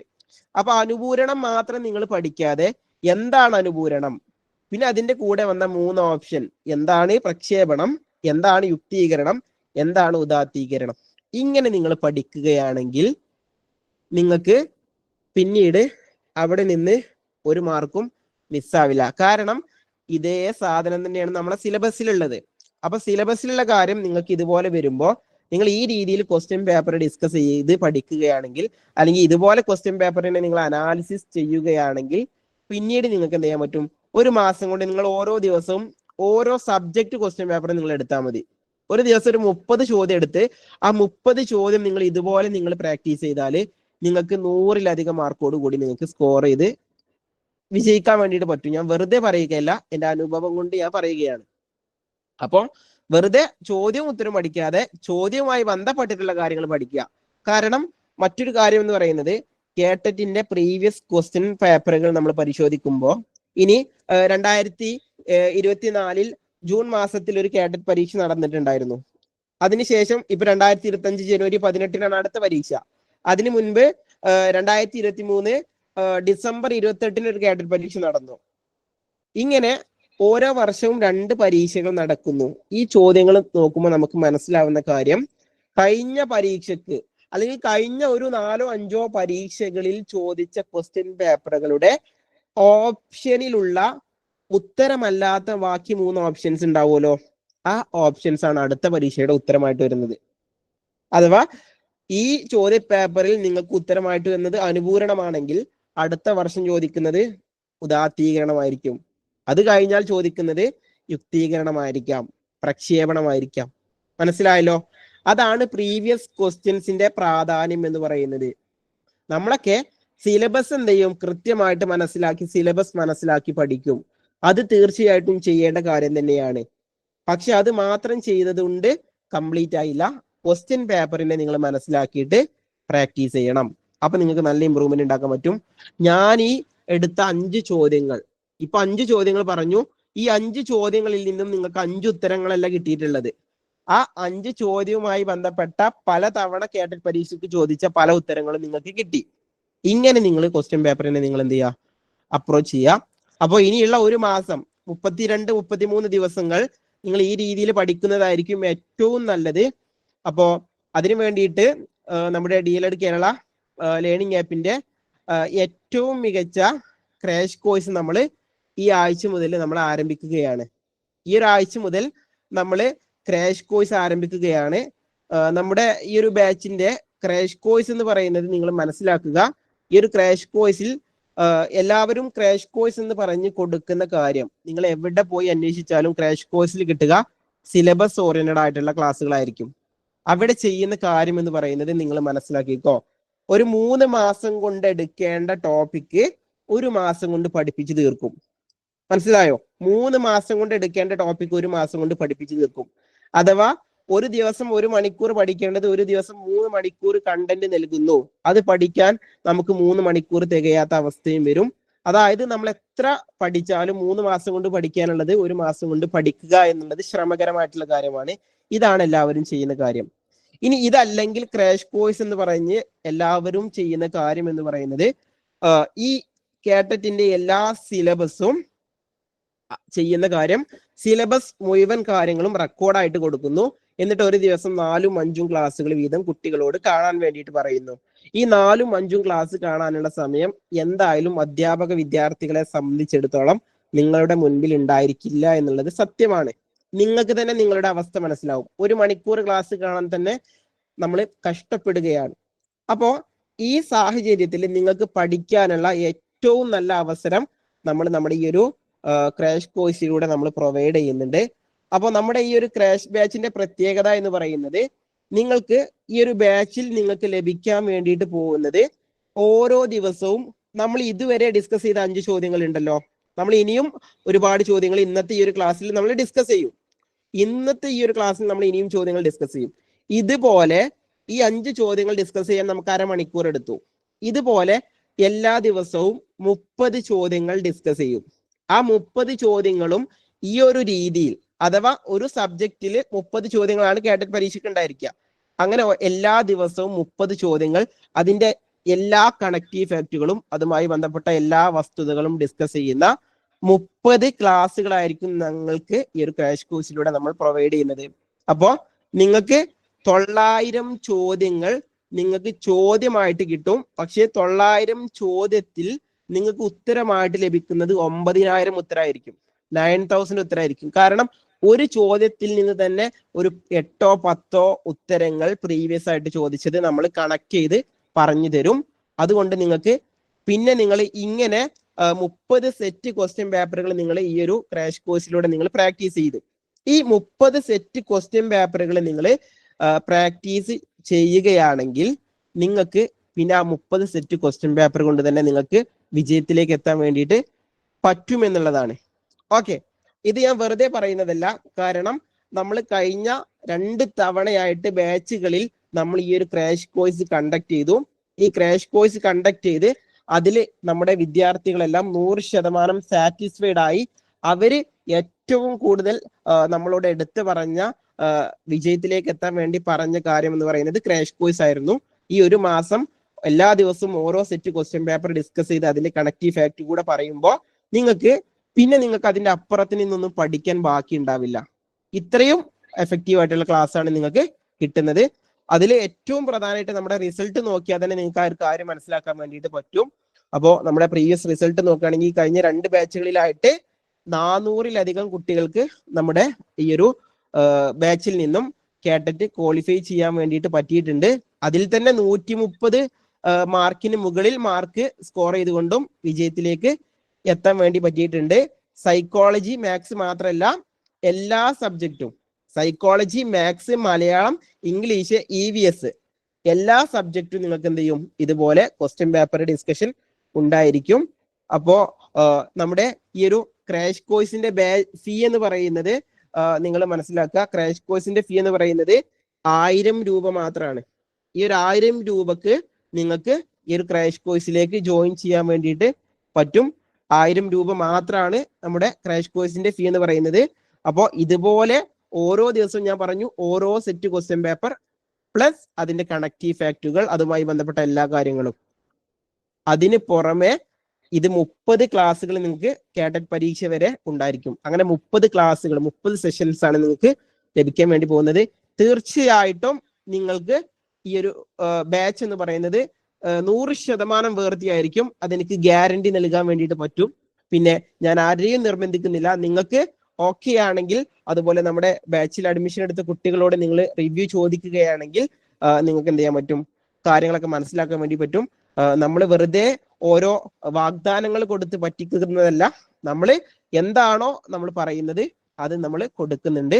അതുപോലെ നിങ്ങൾ ഈ ഒരു ബാച്ചിൽ ജോയിൻ ചെയ്യുമ്പോൾ നിങ്ങൾക്ക് എല്ലാ ദിവസവും മോഡൽ പരീക്ഷകൾ ഉണ്ടായിരിക്കും. അതായത് 30 ദിവസവും നിങ്ങൾക്ക് എന്തുണ്ടാവും, കേട്ടറ്റിന്റെ മോക്ക് ടെസ്റ്റുകൾ ഉണ്ടായിരിക്കും. ഡെയിലി മോക്ക് ടെസ്റ്റുകളായിരിക്കും നിങ്ങൾക്ക് ഉണ്ടായിരിക്കുക. എല്ലാ ദിവസവും ക്വസ്റ്റ്യൻ പ്രാക്ടീസ് ചെയ്യാവുന്ന മോക്ക് ടെസ്റ്റ്. അതുപോലെ എല്ലാ ക്ലാസ്സുകളും രാത്രി ലൈവായിട്ടായിരിക്കും ഉണ്ടായിരിക്കുക. ലൈവായിട്ട് ക്ലാസ് അറ്റൻഡ് ചെയ്യാൻ പറ്റിയിട്ടില്ലെങ്കിൽ ആ ഒരു ക്ലാസ് റെക്കോർഡായിട്ടും കാണാൻ വേണ്ടിയിട്ട് പറ്റും. അപ്പോ ലൈവ് മിസ്സാവും എന്നുള്ള പേടി ആരും പേടിക്കേണ്ട. എന്തെങ്കിലും കാരണത്താൽ ലൈവ് പറ്റിയിട്ടില്ലെങ്കിൽ ആ ഒരു ക്ലാസ് റെക്കോർഡായിട്ടും ലഭ്യമായിരിക്കുന്നതായിരിക്കും. അപ്പോ ഈ ഒരു ബാച്ചിലേക്കുള്ള അഡ്മിഷൻ നമ്മൾ ആരംഭിച്ചിട്ടുണ്ട്. അപ്പോ നിങ്ങൾക്ക് 1000 രൂപ ഫീ അടച്ചുകൊണ്ട് ഈ ഒരു ബാച്ചിലേക്ക് ജോയിൻ ചെയ്യാവുന്നതാണ്. നമ്മുടെ DLED കേരള ലേണിംഗ് ആപ്പിന്റെ ഒഫീഷ്യൽ കാറ്ററ്റ് ബാച്ച് എന്ന് പറയുന്നത് ഈ ഒരു ബാച്ച് മാത്രമാണ്. അപ്പൊ നമ്മുടെ ഐഡന്റിറ്റി ഉപയോഗപ്പെടുത്തി പലരും ദുരുപയോഗം ചെയ്യുന്നതായിട്ട് നമുക്ക് തോന്നിയിട്ടുണ്ട്. പക്ഷേ നമ്മള് DLED കേരള ലേണിംഗ് ആപ്പിന്റെ ഒഫീഷ്യൽ കാറ്ററ്റ് എന്ന് പറയുന്നത് നിങ്ങൾ നോട്ട് ചെയ്തോ, 8590672089. ഈ ഒരു നമ്പറിൽ നിങ്ങൾ ജോയിൻ ചെയ്യുകയാണെങ്കിൽ നിങ്ങൾക്ക് നിങ്ങൾ ഈ ഒരു നമ്പറിൽ വാട്സപ്പിൽ ജസ്റ്റ് കാറ്ററ്റ് ക്രാഷ് കോഴ്സ് ഡീറ്റെയിൽസ് എന്ന് പറഞ്ഞാൽ മതി. അങ്ങനെ ക്രാഷ് കോഴ്സ് ഡീറ്റെയിൽസ് എന്ന് പറയുമ്പോൾ നിങ്ങൾക്ക് എന്ത് ചെയ്യാൻ പറ്റും, ഈ ഒരു ബാച്ചിൽ ജോയിൻ ചെയ്യാൻ വേണ്ടിയിട്ട് പറ്റും. അപ്പൊ വാട്സപ്പിൽ ഈ ഒരു നമ്പറിൽ ക്രാഷ് കോഴ്സ് ഡീറ്റെയിൽസ് എന്ന് മെസ്സേജ് ചെയ്താൽ മതി. നമ്മുടെ നമ്പർ 8590672089. ഇതാണ് നമ്മുടെ നമ്പർ എന്ന് പറയുന്നത്. ഓക്കെ, ഇനി ഫ്രീ ക്ലാസ്സും ക്രാഷ് കോഴ്സും ഡിഫറൻസ് എന്താ എന്ന് ചോദിക്കുന്നുണ്ട്. അപ്പൊ ഞാനത് പറയാം. നിങ്ങൾക്ക് ഈ ഒരു ഫ്രീ ക്ലാസ്സിൽ എന്താണോ കിട്ടുന്നത്, ഈ ഫ്രീ ക്ലാസ്സിൽ നിങ്ങൾക്ക് എന്താണോ കിട്ടുന്നത്, ഇതുപോലെയുള്ള 30 സെറ്റ് ക്വസ്റ്റ്യൻ പേപ്പറുകളും അതിന്റെ ഡിസ്കഷനുമായിരിക്കും നിങ്ങൾക്ക് പെയ്ഡ് ക്ലാസ്സിൽ കിട്ടുക. പക്ഷെ ഫ്രീ ക്ലാസ്സിൽ നിങ്ങൾക്ക് ഇതുപോലെയുള്ള 1-2 ക്ലാസ്സുകൾ മാത്രമേ കിട്ടുകയുള്ളൂ. കാരണം നമുക്ക് പെയ്ഡ് ബാച്ചിന്റെ ക്ലാസ്സുകൾ എല്ലാ ദിവസവും നടക്കാറുള്ളത് കൊണ്ട് ഇതുപോലെയുള്ള ക്ലാസ്സുകൾ നിങ്ങൾക്ക് വീക്ക്ലി വൺസ് ഒക്കെയാണ് നിങ്ങൾക്ക് ലഭിക്കുന്നത്. ആ ഒരു പെയ്ഡ് ബാച്ചിൽ നിങ്ങൾക്ക് ഇതുപോലെ നിങ്ങൾ ഇതുവരെ എന്താണോ നിങ്ങൾക്ക് ക്ലാസ്സിൽ കിട്ടിയത്, ഇങ്ങനെയുള്ള ക്ലാസ് നിങ്ങൾക്ക് കാറ്ററ്റ് പരീക്ഷ വരെ ലഭിക്കുന്നതായിരിക്കും. അങ്ങനെ 30 സെറ്റ് ക്വസ്റ്റ്യൻ പേപ്പറുകളാണ് നിങ്ങൾക്ക് ഈ ഒരു ബാച്ചിലൂടെ ലഭിക്കുക. അതുപോലെ ഇതിന് പുറമെ, ഈ ക്വസ്റ്റ്യൻ പേപ്പർ ഡിസ്കഷന് പുറമെ നിങ്ങൾക്ക് പ്രീ റെക്കോർഡ് ആയിട്ടുള്ള സിലബസ് ഓറിയന്റഡ് ആയിട്ടുള്ള ക്ലാസ്സുകളും അതിന്റെ സ്റ്റഡി മെറ്റീരിയൽസും റെക്കോർഡായിട്ട് ലഭിക്കുന്നതുമായിരിക്കും. ഓക്കെ, അഥവാ ഈ ഒരു ക്രാഷ് കോഴ്സിന് പുറമെ സിലബസ് ഓറിയന്റഡ് ആയിട്ടുള്ള ക്ലാസ്സുകളുടെ പ്രീ റെക്കോർഡഡ് ക്ലാസ്സുകളും അതിന്റെ PDF സ്റ്റഡി മെറ്റീരിയൽസും നിങ്ങൾക്ക് ഇതിന് പുറമെ ലഭിക്കുന്നതുമായിരിക്കും. അപ്പോൾ ഈ ഒരു ബാച്ചിലേക്ക് നിങ്ങൾക്ക് 1000 രൂപക്ക് ജോയിൻ ചെയ്യാൻ വേണ്ടി പറ്റും. തീർച്ചയായിട്ടും ഒരു 3000 രൂപ വേർത്തിയായിട്ടുള്ള കോഴ്സാണ് നിങ്ങൾക്ക് 1000 രൂപക്ക് നൽകുന്നത്. അതുപോലെ എനിക്ക് പറയാനുള്ള കാര്യം, എന്നോട് പല കുട്ടികളും പല വിദ്യാർത്ഥികളും എന്നെ വിളിച്ചിട്ടുണ്ടായിരുന്നു, സാർ ഞാൻ ഈ ഒരു ക്ലാസ് അറിയാൻ വൈകിപ്പോയി എന്ന് പറഞ്ഞ് വിളിച്ചിട്ടുണ്ട്. അപ്പോ ഇങ്ങനെ വൈകിപ്പോയി എന്ന് പറഞ്ഞ് മറ്റു പല അക്കാദമികളിലും അഡ്മിഷൻ എടുത്ത വിദ്യാർത്ഥികൾ എന്നെ വിളിച്ചിട്ടുണ്ടായിരുന്നു. ഞാൻ അവിടെ അഡ്മിഷൻ എടുത്തു ഞാൻ പെട്ടുപോയി സാറേ എന്ന് പറഞ്ഞ് വിളിച്ചിട്ടുണ്ടായിരുന്നു. കാരണം അവർ ഫ്രീ ക്ലാസ് ഒക്കെ എന്ന് പറഞ്ഞ് വെബിനാറൊക്കെ പറഞ്ഞ് പല കാര്യങ്ങളും പറഞ്ഞു പറ്റിച്ചുകൊണ്ട് ചൂഷണം ചെയ്ത ഒരുപാട് വിദ്യാർത്ഥികൾ എന്നെ വിളിച്ചിട്ടുണ്ടായിരുന്നു. അപ്പൊ എനിക്ക് പറയുന്നത്, നമ്മുടെ ഈ ഒരു ബാച്ചിലേക്ക്, ഈ ഒരു ക്രാഷ് കോഴ്സിലേക്ക് മറ്റു അക്കാദമികളിൽ അഡ്മിഷൻ എടുത്ത കുട്ടികൾക്കും ജോയിൻ ചെയ്യാവുന്നതാണ്. ഓക്കെ, അപ്പൊ മറ്റു അക്കാദമികളിലോ മറ്റു ബാച്ചുകളിലോ ജോയിൻ ചെയ്ത വിദ്യാർത്ഥികൾ ഉണ്ടെങ്കിൽ നിങ്ങൾക്കും ഈ ഒരു ബാച്ചിലേക്ക് ജോയിൻ ചെയ്യാം. 1000 രൂപ ഫീ അടച്ചാൽ മതി. കാരണം എന്ന് പറയുന്നത്, നിങ്ങൾ ജസ്റ്റ് ഒന്ന് യൂട്യൂബിലോ അല്ലെങ്കിൽ നിങ്ങൾ എവിടെ വേണമെങ്കിലും നിങ്ങൾ സെർച്ച് ചെയ്തോ, നിങ്ങൾക്ക് ഇതുപോലെ ഒരു ക്വസ്റ്റ്യൻ പേപ്പർ ഡിസ്കഷൻ നിങ്ങൾക്ക് എവിടെയും കിട്ടില്ല. എന്നെ ഒരു കുട്ടി വിളിച്ചിട്ടുണ്ടായിരുന്നു.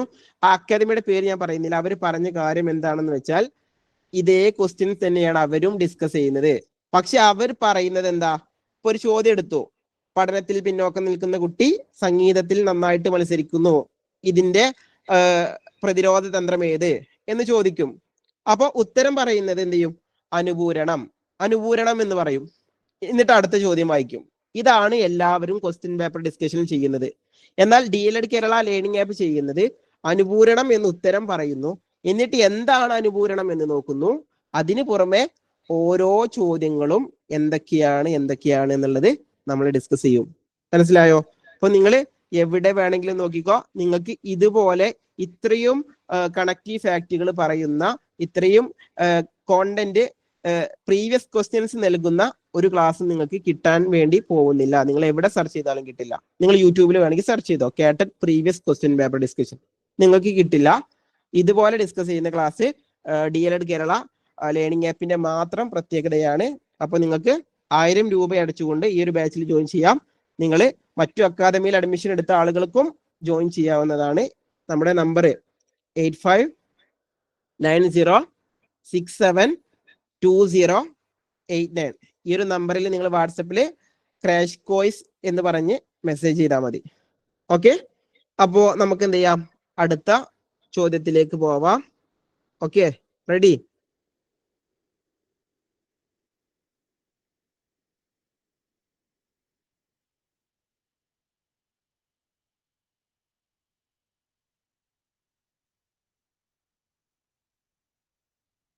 Yes, okay. എങ്കിൽ അടുത്ത ചോദ്യം, ഒരു ഗണിത ക്ലാസ്സിൽ ടീച്ചർ സ്വീകരിക്കേണ്ട രീതി അല്ലാത്തത് ഏത്?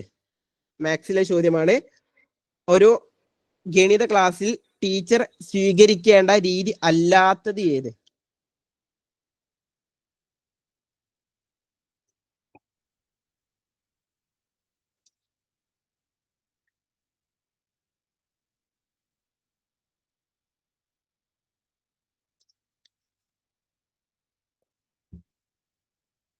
യെസ്, ഏതാണ്?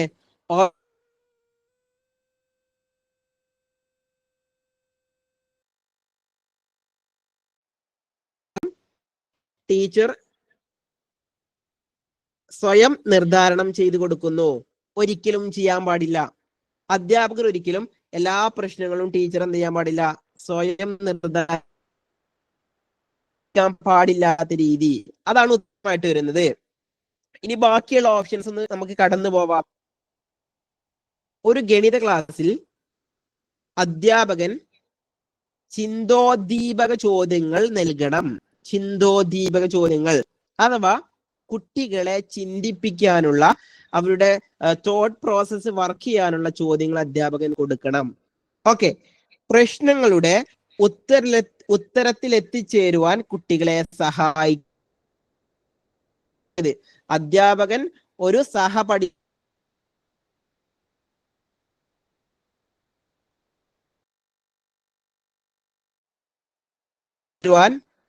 കുട്ടികളെ സഹായിക്കേണ്ടത് അധ്യാപകനാണ്.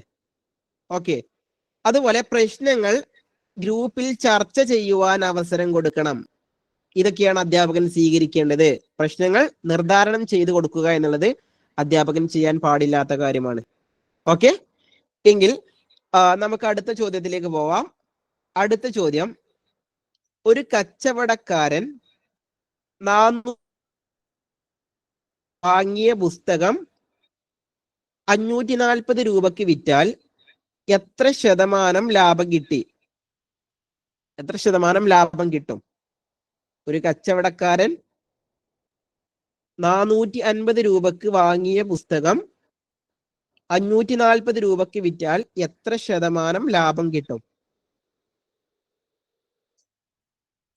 Option A 20%, option B 30%, option C 15%, option D 18%.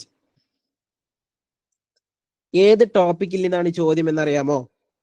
ഈ ഒരു ചോദ്യം എന്ന് പറയുന്നത് പ്രോഫിറ്റ് ആൻഡ് ലോസ്, ലാഭവും നഷ്ടവും എന്ന് പറയുന്ന ടോപ്പിക്കിൽ നിന്നാണ്. അതുപോലെ ശതമാനം, പേഴ്സൻറ്റേജ്, ഈ രണ്ട് ടോപ്പിക്കുകൾ ഇന്റഗ്രേറ്റ് ചെയ്തിട്ടുള്ള ചോദ്യമാണ് ഈ ഒരു ചോദ്യം, ലാഭവും നഷ്ടവും. ഓക്കെ, അപ്പോ നമ്മൾ ഇവിടെ കാണേണ്ടത് എന്താണ്? എത്ര ശതമാനം ലാഭം കിട്ടും എന്നുള്ളതാ. ഉത്തരം 1-2 ആളുകൾ പറഞ്ഞു. വെരി ഗുഡ്, എല്ലാവരും 1-2 ആളുകൾ പറഞ്ഞു. Option A 20%. ഓക്കെ, അത് ലാഭ ശതമാനം. എങ്ങനെ ഉത്തരത്തിലേക്ക് എത്തും? ഇതാണ് ഞാൻ പറയുന്നത്. ഞാൻ നിങ്ങളോട് ആദ്യം ചോദിക്കട്ടെ, 450 രൂപക്ക് വാങ്ങിയ പുസ്തകം 540 രൂപക്ക് വിറ്റാൽ ലാഭം എത്ര ആയിരിക്കും? ലാഭ ശതമാനമല്ല, ലാഭം എന്ന് പറയുന്നത് എത്രയായിരിക്കും? ഒന്ന് പറഞ്ഞേ. 540 നിന്ന് 450 കുറച്ചാൽ ലാഭം കിട്ടും. എത്ര രൂപയാ? എത്ര രൂപയാ ലാഭം? യെസ്, 90 രൂപ ലാഭമാണ്. ആണല്ലോ. 90 രൂപയാണ് ലാഭമായിട്ട് കിട്ടുന്നത്. നമ്മൾ ഇനി കാണേണ്ടത് എന്താ? ലാഭശതമാനമാണ്. ഓക്കെ, അപ്പോ ലാഭശതമാനം കാണാൻ വേണ്ടി ചെയ്യേണ്ട കാര്യം നിങ്ങൾ കൃത്യമായിട്ട് മനസ്സിലാക്കിക്കോ. ലാഭശതമാനമായാലും നഷ്ടശതമാനമായാലും നിങ്ങൾ കൊടുക്കേണ്ട സമവാക്യം എന്ന് പറയുന്നത് ലാഭശതമാനം സമം ലാഭശതമാനം കാണാൻ ലാഭശതമാനം എന്ന് പറഞ്ഞാൽ ലാഭം ഹരിക്കണം വാങ്ങിയ വില ഇൻറ്റു 100. ഇതാണ് ലാഭശതമാനം കാണാനുള്ള സമവാക്യം. ലാഭശതമാനം സമം ലാഭം ബൈ വാങ്ങിയ വില ഇൻറ്റു 100. ഓക്കെ, ഇനി ഇത് ചെയ്ത് നോക്കാം. അപ്പൊ ലാഭശതമാനം സമം നമുക്കറിയാം ലാഭം എന്ന് പറയുന്നത് നമുക്ക് കിട്ടി 90 ആണ്. 90 ഹരിക്കണം വാങ്ങിയ വില ചോദ്യത്തിൽ പറഞ്ഞിട്ടുണ്ട് 450 ആണ് ഇൻറ്റു 100 എന്ന് ചെയ്യുന്നു. ഇതാണ് ബാക്കിയുള്ളത് ആണല്ലോ. 90 ബൈ 450 ഇൻറ്റു 100 എന്ന് ബാക്കിയുണ്ട്. അപ്പൊ നമുക്ക് എന്ത് ചെയ്യാം? ഇത് ചെറുതാക്കാം. ഇവിടെയുള്ള ഒരു 0 വെട്ടാം. അതുപോലെ 90-ലുള്ള ഒരു 0 വെട്ടാം. ഇനി എന്താ ബാക്കിയുള്ളത്? 9/45 ബാക്കിയുണ്ട്. 9/45 നമുക്കൊന്ന് ലഘൂകരിക്കാലോ. 2നെയും നമ്മൾ 9 കൊണ്ട് ഹരിക്കുക. 2നെയും 9 കൊണ്ട് ഹരിക്കുമ്പോൾ എന്താ കിട്ടുക? 9നെ 9 കൊണ്ട് ഹരിക്കുമ്പോൾ 1 കിട്ടും. 45നെ 9 കൊണ്ട് ഹരിക്കുമ്പോൾ എത്ര കിട്ടുന്നത്? 5 കിട്ടും. ആണല്ലോ, സംശയമൊന്നും ഉണ്ടാവില്ല. 9നെ 9 കൊണ്ട് ഹരിക്കുമ്പോൾ 1, 45നെ 9 കൊണ്ട് ഹരിക്കുമ്പോൾ 5. ഇനി എന്താ ബാക്കിയുള്ളത്? 1/5 ഇൻറ്റു 100 ആണ് ബാക്കിയുള്ളത്. 1/5 ഇൻറ്റു 100 അഥവാ 100/5. 100/5 എന്ന് പറഞ്ഞാൽ 20 ആണ് ഉത്തരം. 20%, 20% ലാഭശതമാനം. അപ്പൊ ഓപ്ഷൻ എ ആണ് ഉത്തരമായിട്ട് വരുന്നത്, 20%. 1/5 ഇൻറ്റു 100 ചെയ്യുമ്പോൾ 20 എന്ന് കിട്ടും. ഓക്കെ, ഇനി ഇതേ ചോദ്യം നിങ്ങളോട് നഷ്ടശതമാനം ചോദിക്കുകയാണ്. അപ്പൊ നിങ്ങൾ എങ്ങനെ ചെയ്യേണ്ടത് അറിയോ? ഈ ലാഭം എന്നുള്ളവിടൊക്കെ നിങ്ങൾ നഷ്ടമാക്കി കൊടുത്താൽ മതി. നഷ്ടശതമാനം സമം നഷ്ടം ബൈ വാങ്ങിയ വില ഇൻറ്റു 100. ഓക്കെ, നഷ്ടശതമാനം കാണണമെങ്കിൽ നഷ്ടം ബൈ വാങ്ങിയ വില ഇൻറ്റു 100 ആക്കിയാൽ മതി. അഥവാ നഷ്ടമുള്ള അവിടെയൊക്കെ നിങ്ങൾ എന്ത് ചെയ്യുക? നഷ്ടമാക്കി കൊടുക്കുക. അപ്പൊ നഷ്ടശതമാനം കാണാൻ വേണ്ടിയിട്ട് പറ്റും. ക്ലിയർ ആണോ? ഒന്ന് പറഞ്ഞേ. പ്രോഫിറ്റ് ആൻഡ് ലോസ് വളരെ പ്രധാനപ്പെട്ട ടോപ്പിക്കാണ്. യെസ്, ഓക്കെ, ഒന്ന് പറയൂ, എല്ലാവരും ഒന്ന് പറയൂ. നിങ്ങളെ ആ ഒരു എനർജിയാണ് നമ്മുടെ മോട്ടിവേഷൻ. ക്ലിയർ ആണെങ്കിൽ ഒന്ന് ക്ലിയർ ആണ് എന്ന് പറയൂ. യെസ്, ഓക്കെ, എങ്കിൽ അടുത്ത ചോദ്യത്തിലോട്ട് പോവാം. അടുത്ത ചോദ്യം, കഴിഞ്ഞ വർഷം 6500 രൂപ വിലയുണ്ടായിരുന്ന ഒരു സൈക്കിളിന്റെ വില ഈ വർഷം 8% കുറഞ്ഞു. സൈക്കിളിന്റെ ഇപ്പോഴത്തെ വിലയെ സൂചിപ്പിക്കുന്നത് ഏത്?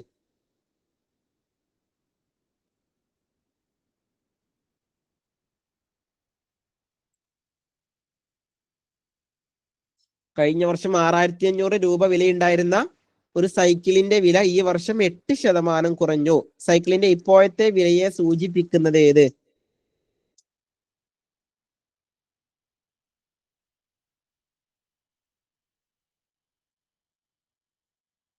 യെസ്, ഓക്കെ, ഒന്ന് ഉത്തരം പറഞ്ഞേ. നിങ്ങൾ അറിയുന്നത് പറഞ്ഞോ.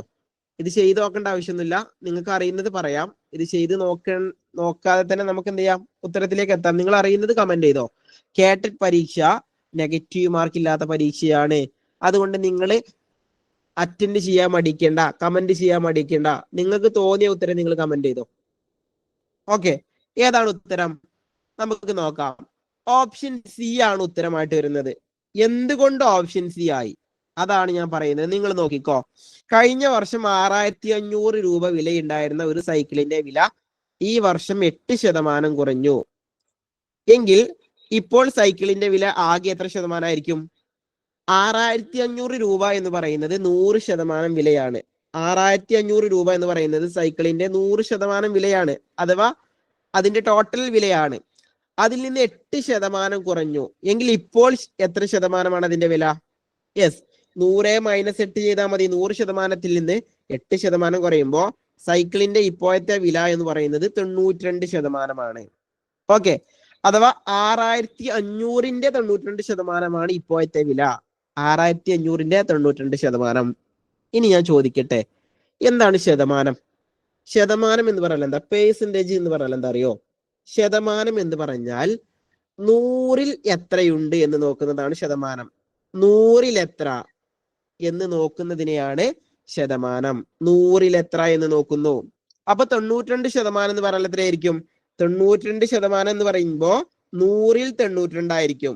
92% എന്ന് പറഞ്ഞാൽ 100ൽ 92 ആയിരിക്കും. കാരണം ശതമാനം എന്ന് പറഞ്ഞാൽ 100ൽ എത്ര. അപ്പൊ 92% എന്ന് പറയുന്നത് 100ൽ 92, അഥവാ 92/100. അത് ഏതിന്റെ?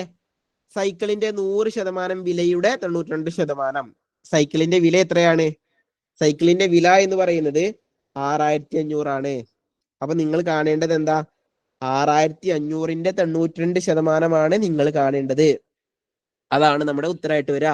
6500ന്റെ 92% സൈക്കിളിന്റെ ഇപ്പോഴത്തെ വില. അപ്പോ ഓപ്ഷൻ സി ആണ് ഉത്തരമായിട്ട് വരുന്നത്.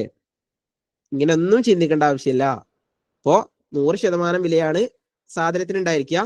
അതിൽ 8% വില കുറഞ്ഞു എന്ന് പറഞ്ഞാൽ 92% വില. ആ 92 എന്ന് പറയുന്നത് ആ 6500ന്റെ 92 ആയിരിക്കും. അപ്പൊ 6500 × 92/100. ഇതാണ് ഉത്തരമായിട്ട് വരുന്നത്. Option C. ക്ലിയർ ആണോ? ഒന്ന് തമ്പ് ചെയ്ത്. Yes, okay. എങ്കിൽ നമുക്ക് അടുത്ത ചോദ്യത്തിലോട്ട് പോവാം. അടുത്ത ചോദ്യം, താഴെ കൊടുത്തവയിൽ ശരിയല്ലാത്ത പ്രസ്താവന ഏത്? ശരിയല്ലാത്ത പ്രസ്താവന. ശരിയല്ലാത്ത എന്ന് പറഞ്ഞാൽ എന്താ? തെറ്റായ പ്രസ്താവന. അതാണല്ലോ ശരിയല്ലാത്ത പ്രസ്താവന. താഴെ കൊടുത്തവയിൽ ശരിയല്ലാത്ത പ്രസ്താവന, തെറ്റായ പ്രസ്താവന ഏത്? ഓപ്ഷൻ എ, ആവർത്തന സങ്കലനമാണ് ഗുണനം. ഓപ്ഷൻ ബി, എല്ലാ ഭിന്നകങ്ങളും പൂർണ്ണസംഖ്യകളാണ്. ഓപ്ഷൻ സി, ആവർത്തന വ്യവകലനമാണ് ഹരണം. ഓപ്ഷൻ ഡി, ഭിന്നസംഖ്യയെ സൂചിപ്പിക്കുവാനുള്ള മറ്റൊരു രീതിയാണ് ദശാംശം.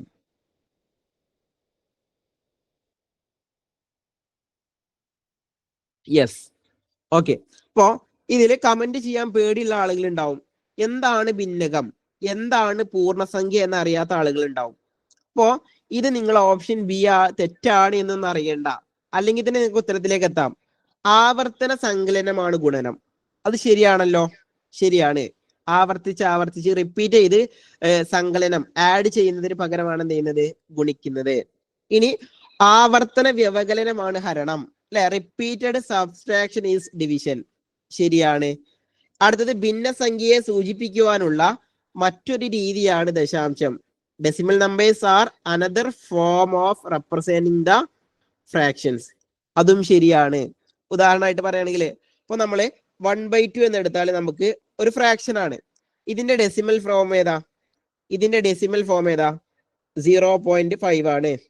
ഓക്കെ, ഇപ്പൊ 1/4 എന്ന് എടുക്കുന്നു, അതൊരു ഫ്രാക്ഷൻ ആണ്. അതിന്റെ ഡെസിമൽ ഫോം ആണ് 0.25 എന്ന് പറയുന്നത്. ഓക്കെ, അതുപോലെ 1/5 എന്ന് പറയുന്നു, അതിന്റെ ഡെസിമൽ ഫോം ഏതാ? ഒന്ന് പറഞ്ഞേ, 1/5ന്റെ ഡെസിമൽ ഫോം ഏതാണ്? 0.2 ആണ്. 0.2 ആണ് 1/5 എന്ന് പറയുന്നത്. ഓക്കെ, അപ്പോ ഈ ഡെസിമൽ ഫോമും ഫ്രാക്ഷനും എന്താണ്? രണ്ടും സെയിം തന്നെയാണ്. മറ്റൊരു രീതിയാണ് ദശാംശം. ഭിന്നസംഖ്യയുടെ മറ്റൊരു രീതിയാണ് ദശാംശം. ഇനി നമ്മളോട് പറഞ്ഞിട്ടുള്ളത് എന്താ?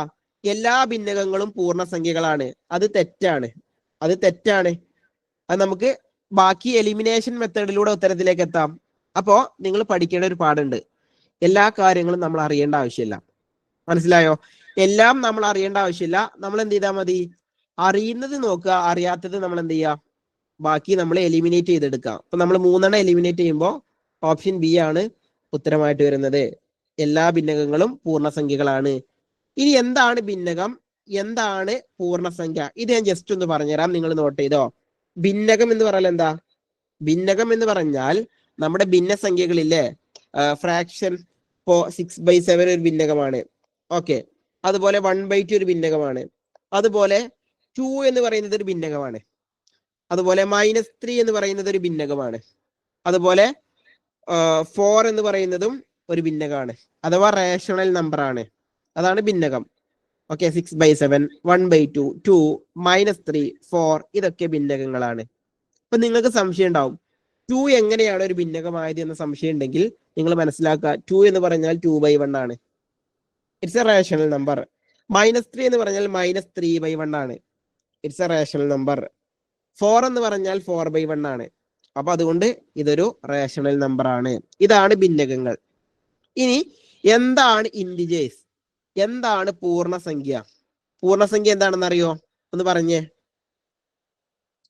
പൂർണ്ണസംഖ്യ എന്ന് പറഞ്ഞാൽ എന്താണെന്ന് അറിയോ?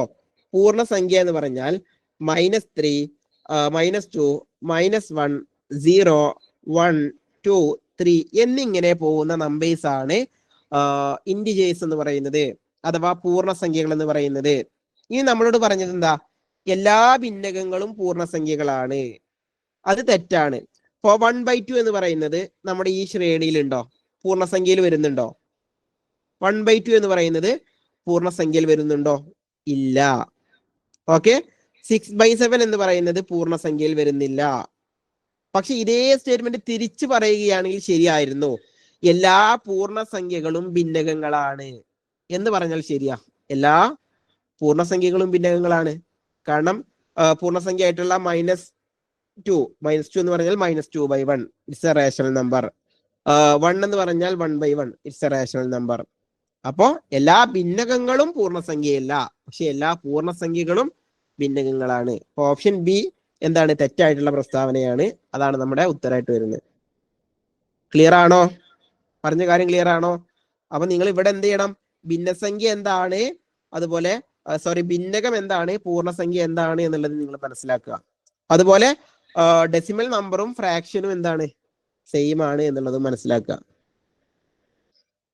ഓക്കെ, എങ്കിൽ അടുത്ത ചോദ്യത്തിലോട്ട് പോവാം.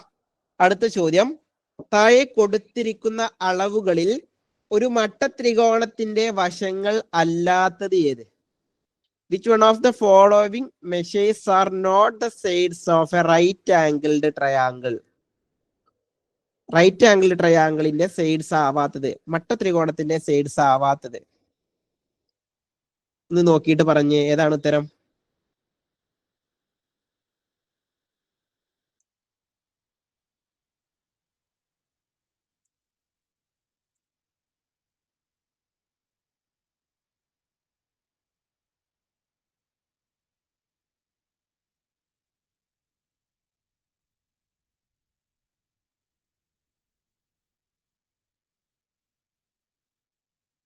Yes, very good. നമുക്ക് ചെക്ക് ചെയ്യാം.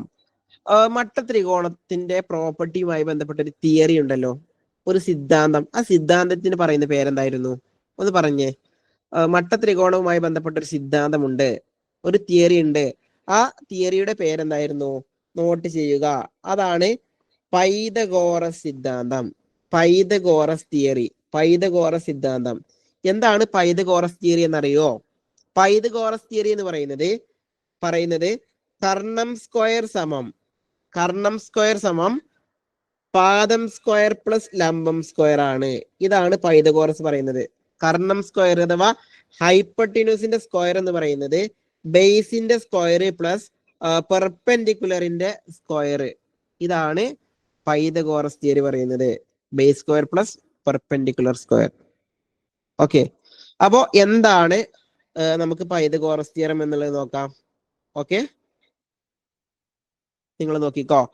കർണം സ്ക്വയർ എന്ന് പറയുന്നത് പാദം സ്ക്വയർ പ്ലസ് ലംബം സ്ക്വയർ ആണ്. അഥവാ രണ്ട് സൈഡ്സിന്റെ സ്ക്വയർ കൂട്ടുമ്പോ മൂന്നാമത്തെ സൈഡിന്റെ സ്ക്വയർ കിട്ടും. ഇതാണ് പൈതഗോറസ് തിയറി. അപ്പൊ നമുക്ക് ഓപ്ഷൻ എയിൽ തന്നിട്ടുള്ളത് നോക്കാം. ഓപ്ഷൻ എയിലുള്ളത് നമുക്ക് ഇതൊന്ന് അപ്ലൈ ചെയ്ത് നോക്കാം. 3² പ്ലസ് 4² 5² കിട്ടുണ്ടോ എന്നുള്ളത് നോക്കണം. ഓക്കെ, 3² പ്ലസ് 5² എന്ന് പറഞ്ഞാൽ എത്രയാ? ഒന്ന് പറഞ്ഞേ. 3യുടെ സ്ക്വയർ എത്രയാ? 3² പ്ലസ് 4² 5² കിട്ടണം. അതാണ് നമുക്ക് കിട്ടേണ്ടത്. നമുക്ക് നോക്കാൻ കിട്ടുമോ എന്ന്. 3² എന്ന് പറയുന്നത് 9 ആണ്. 4² എന്ന് പറയുന്നത് 16 ആണ്. 9 പ്ലസ് 16 എന്ന് പറയുന്നത് 25 ആണ്. 25 എന്ന് പറയുന്നത് 5² ആണ്. അപ്പൊ ഓപ്ഷൻ എ എന്താണ്? ഒരു മട്ടത്രികോണത്തിന്റെ വശങ്ങളായി വരാവുന്നതാണ്. ഓക്കെ, ഓപ്ഷൻ ബി എന്ന് പറയുന്നത് 6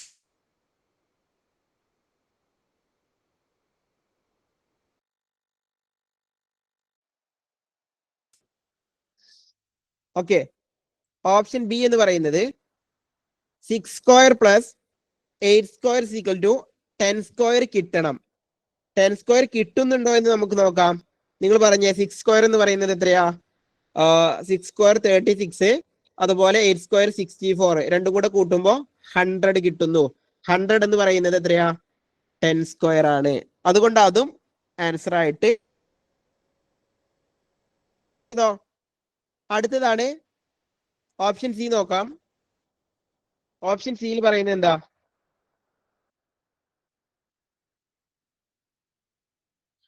ഓപ്ഷൻ സിയിൽ പറയുന്നത് 5 സ്ക്വയർ പ്ലസ് 12 സ്ക്വയർ എന്ത് കിട്ടണം? 13 സ്ക്വയർ കിട്ടണം. കിട്ടുമോ എന്ന് നമുക്ക് പരിശോധിക്കാം. ഓക്കെ, കിട്ടുമോ എന്ന് പരിശോധിക്കാം. കിട്ടുമോ എന്ന് പരിശോധിക്കുമ്പോൾ എന്ത് കിട്ടും? നമുക്ക് കിട്ടുന്ന ഉത്തരം എന്തായിരിക്കും? നിങ്ങൾ നോക്കുക. 5 സ്ക്വയർ 25, 12 സ്ക്വയർ 144, രണ്ടും കൂടെ ആഡ് ചെയ്യുമ്പോൾ 169 കിട്ടും. 169 എന്ന് പറഞ്ഞാൽ 13 സ്ക്വയർ ആണ്. ഇനി ഓപ്ഷൻ ഡി നമ്മൾ ചെയ്ത് നോക്കണോ? ഒന്ന് പറഞ്ഞേ. ഇനി ഓപ്ഷൻ ഡി ചെയ്ത് നോക്കേണ്ട ആവശ്യമുണ്ടോ? ഓപ്ഷൻ എയും ഓപ്ഷൻ ബിയും ഓപ്ഷൻ സിയും എന്താണ്? ഓപ്ഷൻ എയും ഓപ്ഷൻ ബിയും ഓപ്ഷൻ സിയും ഉത്തരമായിട്ട് വരുന്നു. അപ്പോ ഓപ്ഷൻ ഡി ആണ് എന്ത്? ത്രികോണത്തിന്റെ വശങ്ങളായി വരാത്തത്. അപ്പോ ഓപ്ഷൻ ഡി ആണ് ഉത്തരം. അത് നമ്മൾ വേണമെങ്കിൽ ചെയ്ത് നോക്കാം. ചെയ്ത് നോക്കുമ്പോൾ നമുക്ക് ഉത്തരം മനസ്സിലാക്കാൻ വേണ്ടി പറ്റും. എന്ത് കിട്ടണം? 9 സ്ക്വയർ പ്ലസ് 12 സ്ക്വയർ എന്ത് കിട്ടണം? 18 സ്ക്വയർ കിട്ടണം. പക്ഷെ ഇത് കിട്ടുന്നുണ്ടോ ഇല്ലേ എന്നുള്ളത് നോക്കണം. നോക്കുക. 9 സ്ക്വയർ എന്ന് പറയുന്നത് 81 ആണ്. 12 സ്ക്വയർ എന്ന് പറയുന്നത് 144 ആണ്. ഇത് രണ്ടും കൂടെ ആഡ് ചെയ്യുമ്പോൾ നമുക്ക് കിട്ടുന്നത് എത്രയാ? 81ഉം 144ഉം ആഡ് ചെയ്യുമ്പോൾ നമുക്ക് കിട്ടുന്നത് 19 സ്ക്വയർ ആണോ? 19 സ്ക്വയർ എന്ന് പറയുന്നത് 324 ആണ്. 324 കിട്ടുന്നുണ്ടോ? കിട്ടുന്നില്ല. 19ന്റെ സ്ക്വയർ ആയ 18ന്റെ സ്ക്വയർ ആയ 324 കിട്ടുന്നില്ല. അതുകൊണ്ട് ഓപ്ഷൻ ഡി ആണ് ഉത്തരമായിട്ട് വരുന്നത്. ക്ലിയർ ആണോ? പറഞ്ഞ കാര്യം ക്ലിയർ ആണോ? അപ്പോ ബേസിക്കലി ഇവിടെ ഉദ്ദേശിച്ചത് ഇത്രയേ ഉള്ളൂ. കർണം സ്ക്വയർ സമം പാദം സ്ക്വയർ പ്ലസ് ലംബം സ്ക്വയർ. അത് നിങ്ങൾക്ക് അറിയുമോ എന്നുള്ളത് എന്ത് ചെയ്തു? പരീക്ഷാ ബോർഡ് പരിശോധിച്ചു. ഇതാണ് ഈ ചോദ്യത്തിലൂടെ ചെയ്തത്. ഓക്കെ, ഇനി അടുത്ത ചോദ്യത്തിലോട്ട് പോവാം. ഇനി അടുത്ത ചോദ്യം ഏതായിരിക്കും? മാത്സിൽ നമ്മൾ എന്ത് ചെയ്തു? 5 ചോദ്യം പറഞ്ഞു. ഇനി അടുത്തത് സൈക്കോളജിയാണ്. സൈക്കോളജിയിൽ ഇനി അടുത്ത 5 ചോദ്യങ്ങൾ നോക്കാം. അപ്പോ അതോടൊപ്പം തന്നെ നമ്മൾ പറഞ്ഞ പോലെ നമ്മുടെ ഈ ഒരു ഇതുപോലെ ക്വസ്റ്റ്യൻ പേപ്പറുകൾ ഡിസ്കസ് ചെയ്യുന്ന, എല്ലാ വിഷയങ്ങളും ഡിസ്കസ് ചെയ്യുന്ന 30 സെറ്റ് ക്വസ്റ്റ്യൻ പേപ്പറുകൾ ഡിസ്കസ് ചെയ്യുന്ന നമ്മുടെ ക്രാഷ് കോഴ്സിലേക്ക് ജോയിൻ ചെയ്യാൻ താല്പര്യമുള്ള ആളുകൾ ഇവിടെ കൊടുത്തിട്ടുള്ള ഈ ഒരു നമ്പറിൽ വാട്സപ്പിൽ ക്രാഷ് കോഴ്സ് ഡീറ്റെയിൽസ് എന്ന് പറഞ്ഞ് മെസ്സേജ് അയക്കുക. ഇതാണ് നമ്മുടെ നമ്പർ 8590672089. നമ്മൾ 18-ാം തീയതിയോട് കൂടി നമ്മുടെ ക്രാഷ് കോഴ്സിലെ ക്ലാസ്സുകൾ ആരംഭിക്കുന്നതായിരിക്കും. അപ്പോൾ അതിലേക്ക് ജോയിൻ ചെയ്യാൻ താല്പര്യമുള്ള ആളുകൾ ഇപ്പോൾ തന്നെ 18-ാം തീയതിക്ക് മുൻപ് തന്നെ നിങ്ങൾ നിങ്ങളുടെ അഡ്മിഷൻ ഉറപ്പിക്കുക. അപ്പോൾ അതിൽ ഇതുപോലെ 30 സെറ്റ് ക്വസ്റ്റ്യൻ പേപ്പറുകളും അതിന്റെ ഡിസ്കഷൻസുമായിരിക്കും നിങ്ങൾക്ക് എന്ത് ചെയ്യുക? നിങ്ങൾക്ക് അവിടെ ലഭിക്കുന്നത്. അതുകൊണ്ട് ഈ ഒരു അവസരം നിങ്ങൾ ഒരിക്കലും മിസ്സാക്കരുത്. ഇത്രയും നല്ലൊരു ഗോൾഡൻ ഓപ്പർച്യൂണിറ്റി നിങ്ങൾക്ക് എവിടെയും ലഭിക്കില്ല. ഈ ഒരു ക്രാഷ് കോഴ്സിന്റെ ഫീ എന്ന് പറയുന്നത് 1000 ആണ്, 1000 രൂപ. അപ്പൊ ഈ ഒരു നമ്പറിൽ നിങ്ങൾ വാട്സപ്പിൽ ക്രാഷ് കോഴ്സ് എന്ന് പറഞ്ഞ് മെസ്സേജ് അയച്ചാൽ മതി. ഓക്കെ, അപ്പോൾ ആ കാര്യം എല്ലാവരുടെയും ഓർമ്മയിൽ ഉണ്ടായിരിക്കട്ടെ. ഓക്കെ, ഇനി അടുത്ത ചോദ്യം നോക്കാം. സൈക്കോളജിയിലുള്ള അടുത്തൊരു ചോദ്യം. മനഃശാസ്ത്ര ഗവേഷണ ഉപാധികളും അവയുടെ ഉദ്ദേശ്യങ്ങളും ചുവടെ ചേർത്തിരിക്കുന്നു. ശരിയായ ജോഡി തിരഞ്ഞെടുക്കുക.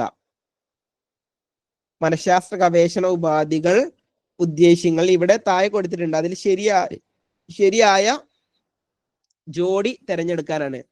ഓപ്ഷൻ എ സഞ്ചിത രേഖ കുട്ടികളുടെ അവിചാരിത സംഭവങ്ങളും പ്രതികരണങ്ങളും രേഖപ്പെടുത്തുന്നു. ഓപ്ഷൻ ബി ഉപാഖ്യാന രേഖ കുട്ടിയുടെ സമഗ്രമായ വിവരങ്ങൾ തുടർച്ചയായി രേഖപ്പെടുത്തുന്നു. ഓപ്ഷൻ സി പ്രക്ഷേപണ രീതി, അബോധ മനസ്സിലെ വികാരങ്ങൾ അപഗ്രഥിക്കുന്നു.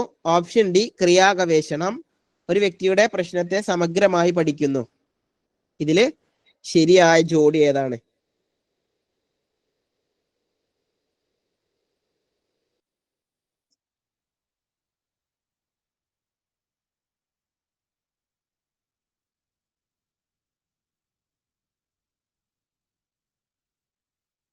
ഓക്കെ, ആരെങ്കിലും ശരിയായിട്ടുള്ള ഉത്തരം ഇട്ടിട്ടുണ്ടോ എന്ന് ഞാൻ നോക്കുകയാണ്. അയ്യോ, ആരും ശരിയാക്കിയില്ല. ഓക്കെ, കുറച്ച് ആളുകളൊക്കെ ആദ്യം ശരിയാക്കിയിട്ടുണ്ട്. ഏതാണ് ഉത്തരം? ഓപ്ഷൻ സി ആണ് ഉത്തരമായിട്ട് വരുന്നത്, പ്രക്ഷേപണ രീതി. പ്രക്ഷേപണ രീതി എന്ന് പറഞ്ഞാൽ അബോധ മനസ്സിലെ വികാരങ്ങൾ അപഗ്രഥിക്കുന്നു. ഇതാണ് പ്രക്ഷേപണ രീതി. ഇത് നിങ്ങൾ എവിടെ പഠിക്കുക അറിയോ? ടൂൾസ് ഓഫ് സൈക്കോളജി എന്ന് പറയുന്ന ഒരു ടോപ്പിക് ഉണ്ട്. അതിൽ പഠിക്കുന്ന ടോപ്പിക്കാണ് പ്രക്ഷേപണ രീതി. ഓക്കെ, അബോധ മനസ്സിലെ വികാരങ്ങൾ അപഗ്രഥിക്കാനുള്ള രീതിയാണ് പ്രക്ഷേപണ രീതി. ഈ പ്രക്ഷേപണ രീതിക്ക് ഉദാഹരണങ്ങൾ നിങ്ങൾ പഠിച്ചിട്ടുണ്ടാവും. അതിൽ പറഞ്ഞത് എന്തായിരുന്നു? ഒന്ന് റോഷ ഇങ്ക് മോട്ട് പരീക്ഷ, അല്ലെങ്കിൽ റോഷ മഷിയൊപ്പ് പരീക്ഷ എന്ന് നിങ്ങൾ കേട്ടിട്ടുണ്ടാവും. അതുപോലെ തന്നെ ക്യാറ്റ് എന്ന് കേട്ടിട്ടുണ്ടാവും, ചിൽഡ്രൻ അപ്പർ സെപ്ഷൻ ടെസ്റ്റ്. അതുപോലെ thematic apperception test, tat കേട്ടിട്ടുണ്ടാവും. അതുപോലെ വാറ്റ് കേട്ടിട്ടുണ്ടാവും, വേർഡ് അസോസിയേഷൻ ടെസ്റ്റ്. ഇതാണ് പ്രക്ഷേപണ രീതി. ഓക്കെ, അബോധ മനസ്സിലെ വികാരങ്ങൾ അപഗ്രഥിക്കുന്നതിനെയാണ് പ്രക്ഷേപണ രീതി എന്ന് പറയുന്നത്. ഓക്കെ, അതിന് ഉദാഹരണം റോഷ മഷിയൊപ്പ് പരീക്ഷ, children apperception test, thematic apperception test, word association test. ഇതാണ് ഉത്തരം. ശരിയായ ജോഡി ഓപ്ഷൻ സി ആണ്, പ്രക്ഷേപണ രീതി. ഇനി ഒരാൾ ചോദിച്ചു ക്രിയാ ഗവേഷണം ശരിയല്ലേ എന്നുള്ളത്. നിങ്ങളൊന്ന് പറഞ്ഞേ, ഇവിടെ തന്നിട്ടുള്ള സ്റ്റേറ്റ്മെന്റ് എന്തിന്റെ സ്റ്റേറ്റ്മെന്റാ? ക്രിയാ ഗവേഷണത്തിൻ്റെതാണോ? ആണോ? ഇവിടെ ഞാൻ ഈ ബോക്സിൽ ഇട്ടിട്ടുള്ളത് ഏതാണ് ആ ടൂൾ? ഏതാ? ഒരു വ്യക്തിയുടെ പ്രശ്നത്തെ സമഗ്രമായി പരിഹരിക്കുന്നതിനെ പറയുന്ന പേരാണ് എന്ത്? കേസ് സ്റ്റഡി എന്ന് പറയുന്നു. കേസ് സ്റ്റഡി ആണ് ഇവിടെ പറഞ്ഞിട്ടുള്ളത്. കേസ് സ്റ്റഡി, ഒരു വ്യക്തിയുടെ പ്രശ്നത്തെ സമഗ്രമായി പഠിക്കുന്നതാണ് കേസ് സ്റ്റഡി. ഒരു വ്യക്തിയുടെ പ്രശ്നത്തെ സമഗ്രമായി പഠിക്കുന്നത് കേസ് സ്റ്റഡി. എന്നാൽ എന്താണ് ക്രിയാഗവേഷണം? ക്രിയാഗവേഷണം അല്ലെങ്കിൽ ആക്ഷൻ റിസർച്ച്. ആക്ഷൻ റിസർച്ച് എന്ന് പറഞ്ഞാൽ ഒരു ക്ലാസ് റൂമിൽ അധ്യാപകൻ നേരിടുന്ന പ്രശ്നങ്ങൾ ശാസ്ത്രീയമായി പഠിക്കാനും പരിഹരിക്കാനുമുള്ള രീതി. അത് ക്ലാസ്സിലെ മൊത്തത്തിലുള്ള പ്രശ്നമാണ്. ഓക്കെ, ഒരു ക്ലാസ് റൂമിൽ അധ്യാപകൻ നേരിടുന്ന പ്രശ്നങ്ങൾ, വിദ്യാർത്ഥികളിൽ നിന്നും നേരിടുന്ന പ്രശ്നങ്ങൾ. അപ്പോ അത് എല്ലാ കുട്ടികളുടെയും പ്രശ്നങ്ങളാണ്, അല്ലാതെ ഒരാളുടെ മാത്രമല്ല. അങ്ങനെ ഒരു ഗ്രൂപ്പിന്റെ പ്രശ്നങ്ങൾ ശാസ്ത്രീയമായി പഠിക്കാനും അതിന് പരിഹാരം കണ്ടെത്താനുമുള്ള ഗവേഷണ രീതിയാണ് ക്രിയാഗവേഷണം, ആക്ഷൻ റിസർച്ച്. എങ്കിൽ ഒരു കാര്യം കൂടെ ഇവിടെ പഠിക്കുക. Who introduced the term action research? Action research മുന്നോട്ട് വെച്ചത് ആരാണെന്നറിയോ? ഇമ്പോർട്ടന്റ് ആണ്, കേട്ടറ്റിന്റെ പ്രീവിയസ് ഇയർ ക്വസ്റ്റ്യൻ ആണ്. ആരാണ്? യെസ്, സ്റ്റീഫൻ എം കോറിയാണ്. സ്റ്റീഫൻ എം കോറി എന്ന് പറയും, Stephen M Corey. Stephen M കോറിയാണ് ക്രിയാഗവേഷണം മുന്നോട്ട് വെച്ചത്. സ്റ്റീഫൻ എം കോറി ക്രിയാഗവേഷണം മുന്നോട്ട് വെച്ചു. ഓക്കെ, എങ്കിൽ ക്യാറ്റ് എന്ന് പറഞ്ഞാൽ children apperception test, tat എന്ന് പറഞ്ഞാൽ തീമാറ്റിക് അപ്പർ സെപ്ഷൻ ടെസ്റ്റ്, വാറ്റ് എന്ന് പറഞ്ഞാൽ വേർഡ് അസോസിയേഷൻ ടെസ്റ്റ്. ഇനി ഓപ്ഷൻ എയും ബിയും നോക്കാം. ഓപ്ഷൻ എയും ബിയും എന്ന് പറയുന്നത് സഞ്ചിത രേഖ. ഇവിടെ എന്താ സംഭവിച്ചത് അറിയോ? ഇത് ഇങ്ങോട്ട് വരച്ചാൽ മതി, ഇത് ഇങ്ങോട്ടും വരക്കുക, ഇത് ഇങ്ങോട്ടും വരക്കുക. കുട്ടികളുടെ അവിചാരിത സംഭവങ്ങളും പ്രതികരണങ്ങളും രേഖപ്പെടുത്തുന്നതാണ് ഉപാഖ്യാന രേഖ, അഥവാ അനക്ഡോട്ടൽ റെക്കോർഡ് എന്ന് പറയുന്നു. കുട്ടികളുടെ അവിചാരിത സംഭവങ്ങളും പ്രതികരണങ്ങളും രേഖപ്പെടുത്തുന്നത് ഉപാഖ്യാന രേഖ. സഞ്ചിത രേഖ അഥവാ ക്യുമുലേറ്റീവ് റെക്കോർഡ് എന്ന് പറഞ്ഞാൽ എന്താ? കുട്ടിയുടെ സമഗ്രമായ വിവരങ്ങൾ തുടർച്ചയായി രേഖപ്പെടുത്തുന്നു, അത് സഞ്ചിത രേഖ. അപ്പൊ നിങ്ങൾ എന്ത് ചെയ്താൽ മതി? അങ്ങോട്ടും ഇങ്ങോട്ടും ജസ്റ്റ് ഒന്ന് മാറ്റിയാൽ മതി. അപ്പോ സഞ്ചിത രേഖയും ഉപാഖ്യാന രേഖയും കിട്ടി. പ്രക്ഷേപണ രീതി അബോധ മനസ്സിലെ വികാരങ്ങൾ അപഗ്രഥിക്കുന്നു. ക്രിയാഗവേഷണം അധ്യാപകൻ ക്ലാസ് റൂമിനകത്തും പുറത്തും നേരിടുന്ന പ്രശ്നങ്ങൾ ശാസ്ത്രീയമായി പരിഹരിക്കാനുള്ള രീതി. ഓക്കെ, കേസ് സ്റ്റഡി എന്ന് പറഞ്ഞാൽ ഒരു വ്യക്തിയുടെ പ്രശ്നങ്ങൾ സമഗ്രമായി പഠിക്കുന്നു. ഇതാണ് കേസ് സ്റ്റഡി. ക്ലിയർ ആണോ? ഇതുമായി ബന്ധപ്പെട്ട എല്ലാ കാര്യങ്ങളും നമ്മൾ ഇവിടെ പറഞ്ഞു. ഇനി നിങ്ങൾക്ക് എന്ത് ചെയ്യണ്ട, ഇവിടെ നിന്ന് ഈ ഒരു സ്ലൈഡിലുള്ള കാര്യങ്ങൾ ചോദിച്ചാൽ നിങ്ങൾക്ക് പേടിക്കേണ്ട. ഇതാണ് ഞാൻ പറഞ്ഞത് മക്കളെ, ഇതുപോലെയുള്ള ക്വസ്റ്റ്യൻ പേപ്പർ ഡിസ്കഷൻ നിങ്ങൾക്ക് എവിടെയും കിട്ടില്ല. നിങ്ങൾ കണ്ടിട്ടുണ്ടോ എന്നുള്ളത് നിങ്ങൾ തന്നെ ഒന്ന് പറഞ്ഞേ. ഇതുപോലെ എല്ലാ കാര്യങ്ങളും ഡിസ്കസ് ചെയ്യുന്ന ക്വസ്റ്റ്യൻ പേപ്പർ ഡിസ്കഷൻ നിങ്ങൾ എവിടെയും കണ്ടിട്ടുണ്ടാവില്ല. കണ്ടിട്ടുണ്ടോ? ഇല്ല. നിങ്ങൾ ജസ്റ്റ് എന്ത് ചെയ്യുക, യൂട്യൂബ് സെർച്ച് ചെയ്യുക. ഓക്കെ, ഈ ഒരു കാറ്ററ്റ് എന്ന് പറയുന്ന മേഖലയിൽ ഒരുപാട് അക്കാദമികൾ നിങ്ങൾക്ക് കാണാൻ വേണ്ടിയിട്ട് പറ്റും. ഇതില് ഒരു അക്കാദമിയും ഇതുപോലെ ഇത്രയും കണക്റ്റീവ് ഫാക്ടുകൾ അതുമായി ബന്ധപ്പെട്ട എല്ലാം പറയുന്ന അക്കാദമി ഇല്ല. ഞാൻ പറഞ്ഞത് ഇങ്ങനെ പഠിക്കുകയാണെങ്കിൽ നിങ്ങൾക്ക് അടുത്ത വർഷം ചോദിക്കുന്നത് ഇവിടെ പ്രക്ഷേപണ രീതി ഉത്തരമായി വന്നാൽ അടുത്ത പരീക്ഷയ്ക്ക് ചോദിക്കുന്നതിൽ ഉത്തരം സഞ്ചിത രേഖയായിരിക്കാം, ഉപാഖ്യാന രേഖയായിരിക്കാം, കേസ് സ്റ്റഡി ആയിരിക്കാം, ക്രിയാഗവേഷണമായിരിക്കാം. ഏത് ചോദിച്ചാലും ഇനി നിങ്ങൾക്ക് ഉത്തരമുണ്ട്.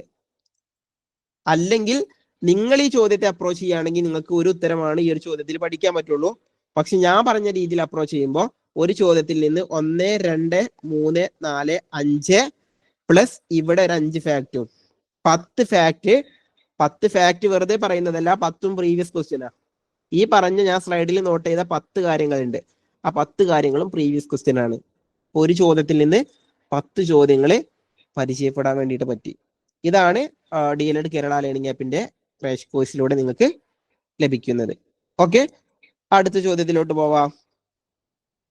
ക്ലാസ്സിൽ ശാസ്ത്ര പ്രവർത്തനങ്ങൾ ചെയ്തുകൊണ്ടിരിക്കുന്ന ഗീതുവിന്റെ പ്രയാസം ബോധ്യപ്പെട്ട ശാരദ ടീച്ചർ വർക്ക് ഷീറ്റുകളും ചില മാതൃകകളും നൽകിയപ്പോൾ അവർക്ക് എളുപ്പത്തിൽ ഉത്തരം കണ്ടെത്താൻ കഴിഞ്ഞു. ടീച്ചർ നൽകിയ കൈത്താങ് താഴെ കൊടുത്തതിൽ ഏത് വിലയിരുത്തലുമായി ബന്ധപ്പെട്ടിരിക്കുന്നു? പഠനത്തെ വിലയിരുത്തൽ, പഠനം തന്നെ വിലയിരുത്തൽ, പഠനത്തിനായുള്ള വിലയിരുത്തൽ, പഠനത്തെ ആന്തരികമായി വിലയിരുത്തൽ. Yes, very good, very good. എന്താണ്? ഓപ്ഷൻ സി ആണ് ഉത്തരമായിട്ട് വരുന്നത്. പഠനത്തിനായുള്ള വിലയിരുത്തൽ, അസസ്മെന്റ് ഫോർ ലേണിംഗ്. പഠനത്തിനായുള്ള വിലയിരുത്തൽ എന്ന് പറഞ്ഞാൽ കുട്ടികളുടെ പഠന പുരോഗതിക്കു വേണ്ടി ടീച്ചർ നൽകുന്ന കൈത്താങ്ങുകളും ഫീഡ്ബാക്കുകളും വർക്ക് ഷീറ്റുകളുമെല്ലാം പഠനത്തിനായുള്ള വിലയിരുത്തലാണ്. കുട്ടികളുടെ പഠന പുരോഗതിക്ക് വേണ്ടി കൊടുക്കുന്നതാണ്. അതിൽ ഫീഡ്ബാക്ക് വരുന്നു, അതുപോലെ കൈത്താങ് വരുന്നു, അതുപോലെ സഹപഠിതാക്കൾ സഹായിക്കുന്നതും ഏത് തന്നെയാ? പഠനത്തിനായുള്ള വിലയിരുത്തലാണ്. ഓക്കെ, ഇനി എന്താണ് പഠനത്തെ വിലയിരുത്തൽ? ഇത് 3 ചോദ്യം, ഈ ABC ഇത് 3 എല്ലാ വർഷവും മാറി മാറി ചോദിക്കാറുണ്ട്. എന്തായാലും ഒരു ചോദ്യം നിങ്ങൾക്ക് ഈ ABCയിൽ നിന്ന് പ്രതീക്ഷിക്കാം. ഇനി പഠനത്തെ വിലയിരുത്തൽ എന്ന് പറഞ്ഞാൽ ഒരു പഠന പ്രക്രിയക്ക് ശേഷം വിലയിരുത്തുന്നത്, ഒരു നിശ്ചിത കാലാവധിക്ക് ശേഷം അല്ലെങ്കിൽ പഠന പ്രക്രിയക്ക് ശേഷം വിലയിരുത്തുന്നതാണ് പഠനത്തെ വിലയിരുത്തൽ.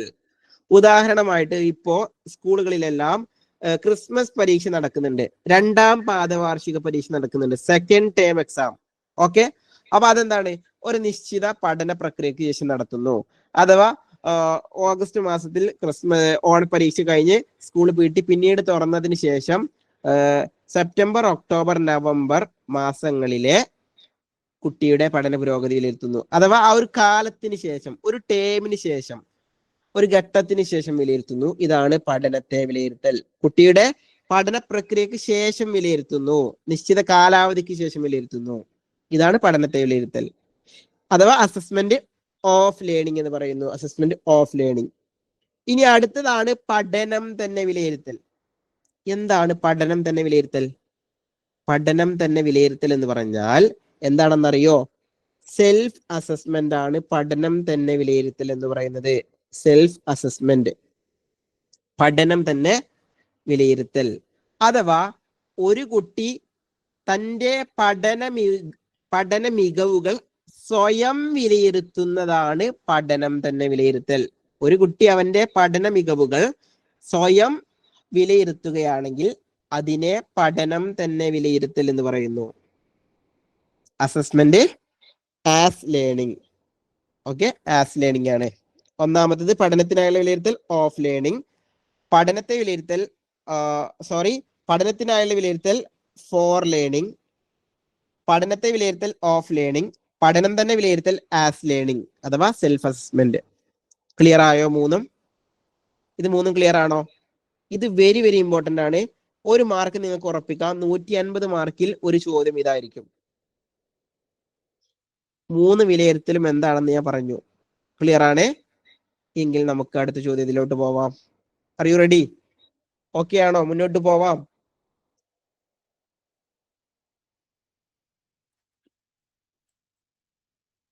ഓക്കെ, എങ്കിൽ അടുത്ത ചോദ്യം പറയാം.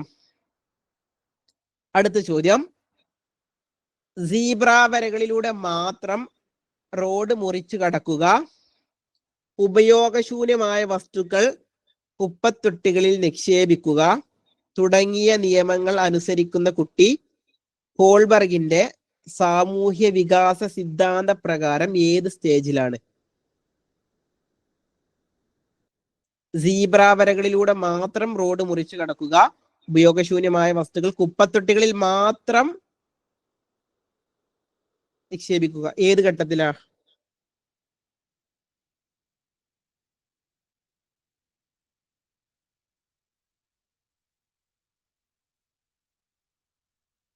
Yes, very good.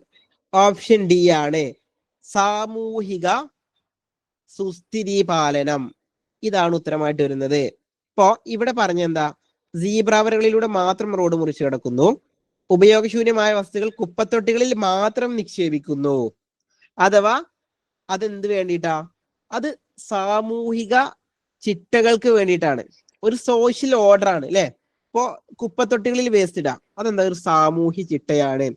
അതുപോലെ സീബ്ര ലൈനിലൂടെ മാത്രം റോഡ് മുറിച്ചു കിടക്കുക, ഇതെന്താണ്? ഇത് ഒരു സാമൂഹിക നിയമങ്ങൾ പാലിക്കുക എന്നുള്ളതാണ്. അപ്പൊ ഇതാണ് സാമൂഹിക സുസ്ഥിതി പാലനം. സാമൂഹിക സുസ്ഥിതി പാലനം എന്ന് പറഞ്ഞാൽ നിങ്ങൾ നോട്ട് ചെയ്തോ, സാമൂഹിക ചിട്ടകൾക്ക് വേണ്ടി നിയമങ്ങൾ പാലിക്കുന്നു. സാമൂഹിക ചിട്ടകൾക്ക് വേണ്ടി നിയമങ്ങൾ പാലിക്കുന്നു. ഇതാണ് സാമൂഹിക സുസ്ഥിതി പാലനം. സാമൂഹിക ചിട്ടകൾക്ക് വേണ്ടി നിയമങ്ങൾ പാലിക്കുന്നു,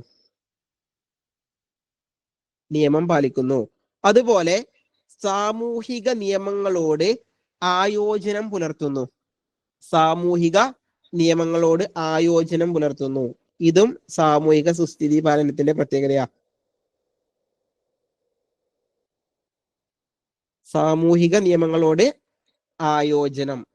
എന്താണ് സാമൂഹിക നിയമങ്ങളോട് ആയോജനം എന്ന് പറഞ്ഞാൽ? എന്താണ് ആയോജനം എന്ന് പറഞ്ഞേ? വാട്ട് യു മീൻ ബൈ ആയോജനം? ആയോജനം എന്ന് പറഞ്ഞാൽ എന്താ? അഡ്ജസ്റ്റ്മെന്റ് ഉണ്ടല്ലോ, അഡ്ജസ്റ്റ്മെന്റ് ആവുക. അതായത് സാമൂഹിക നിയമങ്ങളായിട്ട് എന്ത് ചെയ്യുക? അഡ്ജസ്റ്റ് ആവുന്നു. ഇതിനെയാണ് സാമൂഹിക നിയമങ്ങളോട് ആയോജനം എന്ന് പറയുന്നത്. ഓക്കെ, യെസ്, പൊരുത്തപ്പെട്ടു പോകുക, അത് തന്നെയാണ്. അപ്പൊ ഉത്തരമായിട്ട് വരുന്നത് സാമൂഹിക സുസ്ഥിതി പാലനം. ഓക്കെ, എങ്കിൽ നമുക്ക് അടുത്ത ചോദ്യത്തിലോട്ട് പോവാം. ഒരു 9th ക്വസ്റ്റ്യൻ. ചുവടെ കൊടുത്തിരിക്കുന്നവയിൽ പ്രശ്ന പരിഹരണ ഘട്ടങ്ങളിൽ പെടാത്തത് ഏത്? പ്രശ്നം നിർവചിക്കൽ, പ്രശ്നത്തിന്റെ മൂല്യനിർണയം, പ്രശ്നം തിരിച്ചറിയൽ, പരികൽപ്പനയുടെ രൂപീകരണം. ഏതാണ്? Yes, very good. Option B ആണ് പ്രശ്ന പരിഹരണ ഘട്ടങ്ങളിൽ വരാത്തത്. എങ്കിൽ നിങ്ങൾ നിർബന്ധമായിട്ടും പഠിക്കണം. പ്രശ്ന പരിഹരണ ഘട്ടങ്ങളുടെ ക്രമം നിങ്ങൾ പഠിക്കണം. നിങ്ങൾ നോട്ട് ചെയ്തോ, ഒരു മാർക്ക് നിങ്ങൾക്ക് ഉറപ്പിക്കാൻ പറ്റുന്ന ടോപ്പിക്കാണ് പ്രശ്ന പരിഹരണ ഘട്ടങ്ങൾ.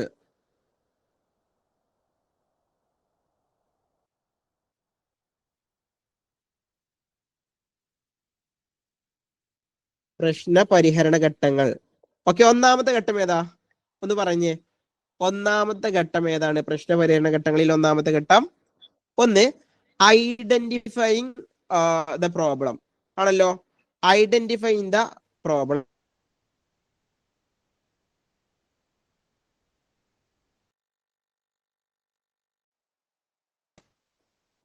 തിരിച്ചറിയലാണ് ഒന്നാമത്തെ ഘട്ടം. ഇനി രണ്ടാമത്തെ ചോദ്യം, രണ്ടാമത്തെ ഘട്ടം ഏതാ? പ്രശ്നം നിർവചിക്കൽ, ഡിഫൈനിങ് ദ പ്രോബ്ലം. പ്രശ്നം നിർവചിക്കൽ ഇമ്പോർട്ടന്റ് ആണ്, നോട്ട് ചെയ്യണം. പ്രശ്നം നിർവചിക്കൽ. മൂന്നാമത്തെ ഘട്ടം ഏതാണ്? പരികൽപ്പനയുടെ രൂപീകരണം, ഹൈപ്പോതെസിസ് ഫോർമേഷൻ. അതാണ് മൂന്നാമത്തെ ഘട്ടം, പരികൽപ്പനയുടെ രൂപീകരണം. ഇനി നാലാമത്തെ ഘട്ടം ഏതാ? നാലാമത്തെ ഘട്ടമാണ് നിർവഹണം. പ്രശ്നങ്ങളെ പരിഹരിക്കാൻ വേണ്ടിയിട്ട് നിർവഹണം അല്ലെങ്കിൽ വിവരശേഖരണം എന്ന് പറയും. വിവരശേഖരണം, ഡാറ്റ കളക്ഷൻ, നിർവഹണം ഓർ വിവരശേഖരണം. അവസാന ഘട്ടമാണ് വിലയിരുത്തൽ. അവസാന ഘട്ടം വിലയിരുത്തൽ. വിലയിരുത്തൽ അതുപോലെ അപഗ്രഥനവും നിഗമനവും. അപഗ്രഥനം, നിഗമനം, ഇതും അഞ്ചാമത്തെ ഘട്ടം. വിലയിരുത്തൽ അതിൽ വരുന്ന തന്നെയാണ് അപഗ്രഥനം, നിഗമനം. ഓക്കെ, പഠിച്ചു വെക്കുക. പ്രശ്ന പരിഹരണ ഘട്ടങ്ങൾ ഇപ്പോൾ തന്നെ പഠിച്ചോ. പ്രശ്നം തിരിച്ചറിയൽ, പ്രശ്നം നിർവചിക്കൽ, പരികൽപ്പനയുടെ രൂപീകരണം, നിർവഹണം, വിവരശേഖരണം, വിലയിരുത്തൽ, അപഗ്രഥനം, നിഗമനം. ഇതാണ് 5 പ്രശ്ന പരിഹരണ ഘട്ടങ്ങൾ. Very very important. ഇത് ചോദിക്കുന്നതാണ്. ഇത് സൈക്കോളജിയിൽ മാത്രമല്ല ചോദിക്കുന്നത്. EVS ഉണ്ടല്ലോ, EVS-ൽ പെഡഗോജി ഭാഗത്തിൽ നിന്നുള്ള ഒരു ചോദ്യമാണ് പ്രശ്ന പരിഹരണ ഘട്ടങ്ങൾ. അതുകൊണ്ട് ഇവിടെ നിങ്ങൾ പഠിച്ചു വെച്ചോ. ഇനി അടുത്ത ചോദ്യം. 1ാം ക്ലാസ്സിൽ പഠിക്കുന്ന അഭിജിത്ത് അധ്യാപികയുടെ പാട്ട് കേട്ട് കരച്ചിൽ പെട്ടെന്ന് നിർത്തുകയും സന്തോഷം പ്രകടിപ്പിക്കുകയും ചെയ്തു. ശിശുവികാരങ്ങളുടെ ഏത് സവിശേഷത?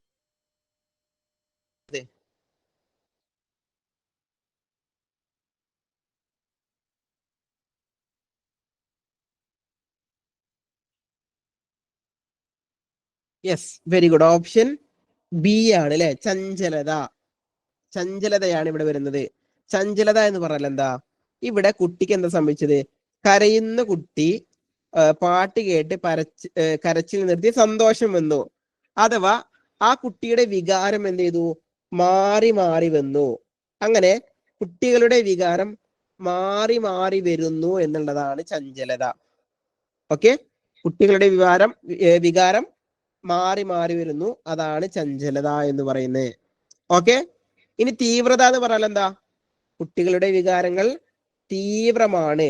അതായത് കരയാണെങ്കിൽ നല്ല ഉറക്കനെ കൈയും കാലും ഇട്ട് അടിച്ച് കരയും. അതാണ് കുട്ടികള്. ഓക്കെ, തീവ്രമായിട്ടായിരിക്കും കുട്ടികളുടെ വികാരങ്ങൾ ഉണ്ടായിരിക്കുക. ഇനി അടുത്തത് സംക്ഷിപ്തത. എന്താണ് സംക്ഷിപ്തത അറിയോ? എന്താണ് സംക്ഷിപ്തത? ട്രാൻസിറ്ററി എന്ന് പറഞ്ഞാൽ എന്താണ് സംക്ഷിപ്തത? സംക്ഷിപ്തത എന്ന് പറഞ്ഞാൽ കുട്ടികളുടെ വികാരം പെട്ടെന്ന് കെട്ടടങ്ങും. കുട്ടികളുടെ വികാരം പെട്ടെന്ന് കെട്ടടങ്ങും. ഇതാണ് സംക്ഷിപ്തത എന്ന് പറയുന്നത്. ഇനി വൈകാരിക ദൃശ്യത എന്ന് പറഞ്ഞാലോ? വൈകാരിക ദൃശ്യത എന്ന് പറഞ്ഞാൽ കുട്ടികളുടെ വികാരങ്ങളെ നിരീക്ഷിക്കാൻ വേണ്ടിയിട്ട് പറ്റും, അഥവാ കാണാൻ വേണ്ടിയിട്ട് പറ്റും. ഇനി അടുത്തതാണ് ശിശുവികാരങ്ങളുടെ അടുത്തൊരു പ്രത്യേകതയായിട്ട് പറയാവുന്നതാണ് ആവൃത്തി. കുട്ടികളുടെ വികാരങ്ങളുടെ അടുത്ത പ്രത്യേകതയാണ് ആവൃത്തി. ആവൃത്തി എന്ന് പറഞ്ഞാൽ കൂടെ കൂടെ ഉണ്ടാകും. വികാരങ്ങൾ എന്ത് ചെയ്യും? കൂടെ കൂടെ ഉണ്ടാവും. ഒന്ന് കഴിഞ്ഞാൽ അടുത്ത വികാരം, അത് കഴിഞ്ഞാൽ അടുത്ത വികാരം, ഇങ്ങനെ കൂടെ കൂടെ ഉണ്ടാകുന്നതാണ് ശിശുവികാരങ്ങൾ. ഇതാണ് അടുത്ത പ്രത്യേകത. ഇനി ഒരു പ്രത്യേകത കൂടെ ഉണ്ട്. ശിശുവികാരങ്ങളുടെ ഇടവേള കുറവായിരിക്കും. അഥവാ ഒരു വികാരം കഴിഞ്ഞ് അടുത്ത വികാരം വരാനുള്ള ആ ഒരു ടൈം ഗ്യാപ്പ് കുറവായിരിക്കും. ഇതാണ് പ്രധാനപ്പെട്ട ശിശുവികാരങ്ങൾ. ഓക്കെ, ശിശുവികാരങ്ങൾ തീവ്രമായിരിക്കും. ചഞ്ചലത മാറി മാറി വരുന്നു. സംക്ഷിപ്തത പെട്ടെന്ന് കെട്ടടങ്ങും.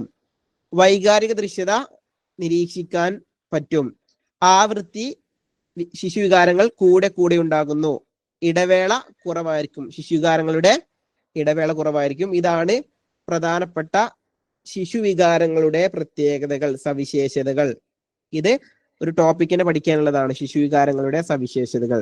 അവിടെ നിന്ന് ചോദിച്ച ചോദ്യമാണ്. ക്ലിയർ ആണോ?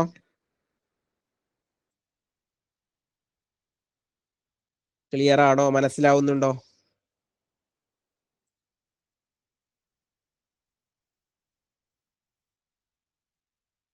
യെസ്.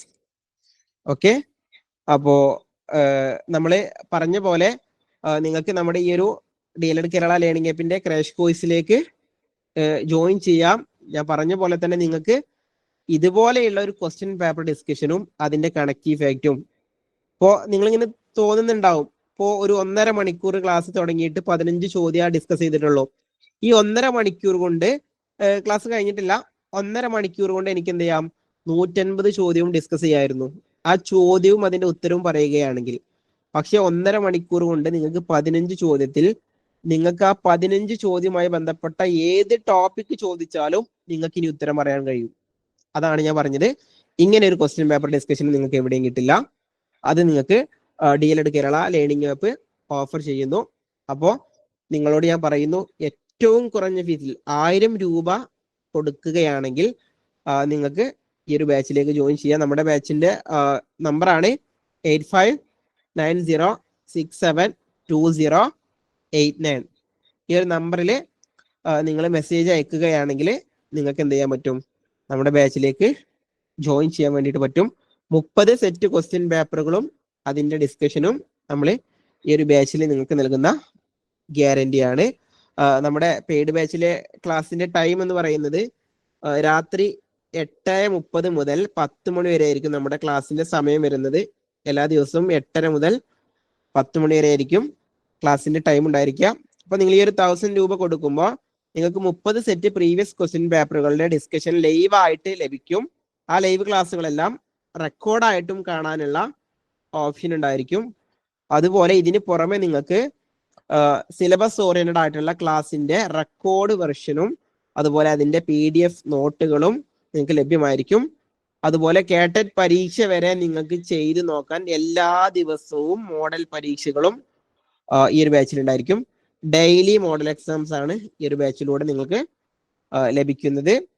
അപ്പോൾ നമ്മുടെ ഈ ഒരു ബാച്ചിൽ ജോയിൻ ചെയ്യാൻ താല്പര്യമുള്ള ആളുകൾ നിങ്ങൾ ഇന്ന് തന്നെ നിങ്ങൾ വാട്സപ്പിൽ ഈ ഒരു 8590672089 എന്നുള്ള നമ്പറിൽ ക്രാഷ് കോഴ്സ് ഡീറ്റെയിൽസ് എന്ന് പറഞ്ഞ് മെസ്സേജ് അയക്കുക.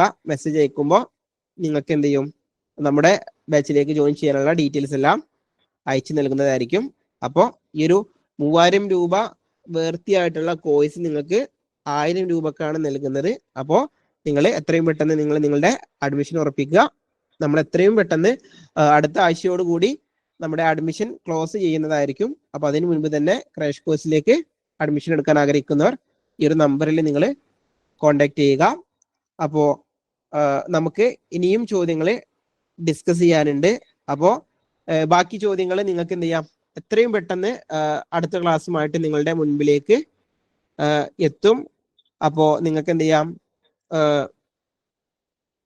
അടുത്ത ദിവസം തന്നെ നിങ്ങൾക്ക് ബാക്കി ക്വസ്റ്റ്യൻസുമായി നിങ്ങളുടെ മുൻപിലേക്ക് എത്തും. അപ്പൊ ഇന്നത്തെ ഈ ക്ലാസ് 1.5 മണിക്കൂർ നമ്മൾ കണ്ടിന്യൂസ് ആയിട്ട് ക്ലാസ് എടുത്തു. അപ്പോ അത് നമ്മൾ എന്ത് ചെയ്യാണ്, ഇന്ന് ഇവിടെ തൽക്കാലം വൈൻഡപ്പ് ചെയ്യാണ്. ഓക്കെ. അപ്പോൾ ജോയിൻ ചെയ്യാൻ താല്പര്യമുള്ള ആളുകളെ ഞാൻ പറഞ്ഞ പോലെ നിങ്ങൾ ഈ ഒരു നമ്പറിൽ കോൺടാക്ട് ചെയ്താൽ മതി. അപ്പൊ ഇന്നത്തെ ഈ ഒരു ക്ലാസ് നിങ്ങൾക്ക് ഉപകാരപ്പെട്ടിട്ടുണ്ടാവും എന്നാണ് ഞാൻ പ്രതീക്ഷിക്കുന്നത്. ഉപകാരപ്പെട്ടു എന്ന് ഞാൻ പ്രതീക്ഷിക്കുന്നു. അപ്പോൾ ഏതായാലും ക്ലാസ് വൈൻഡപ്പ് ചെയ്യുന്നു. Thank you. Good night.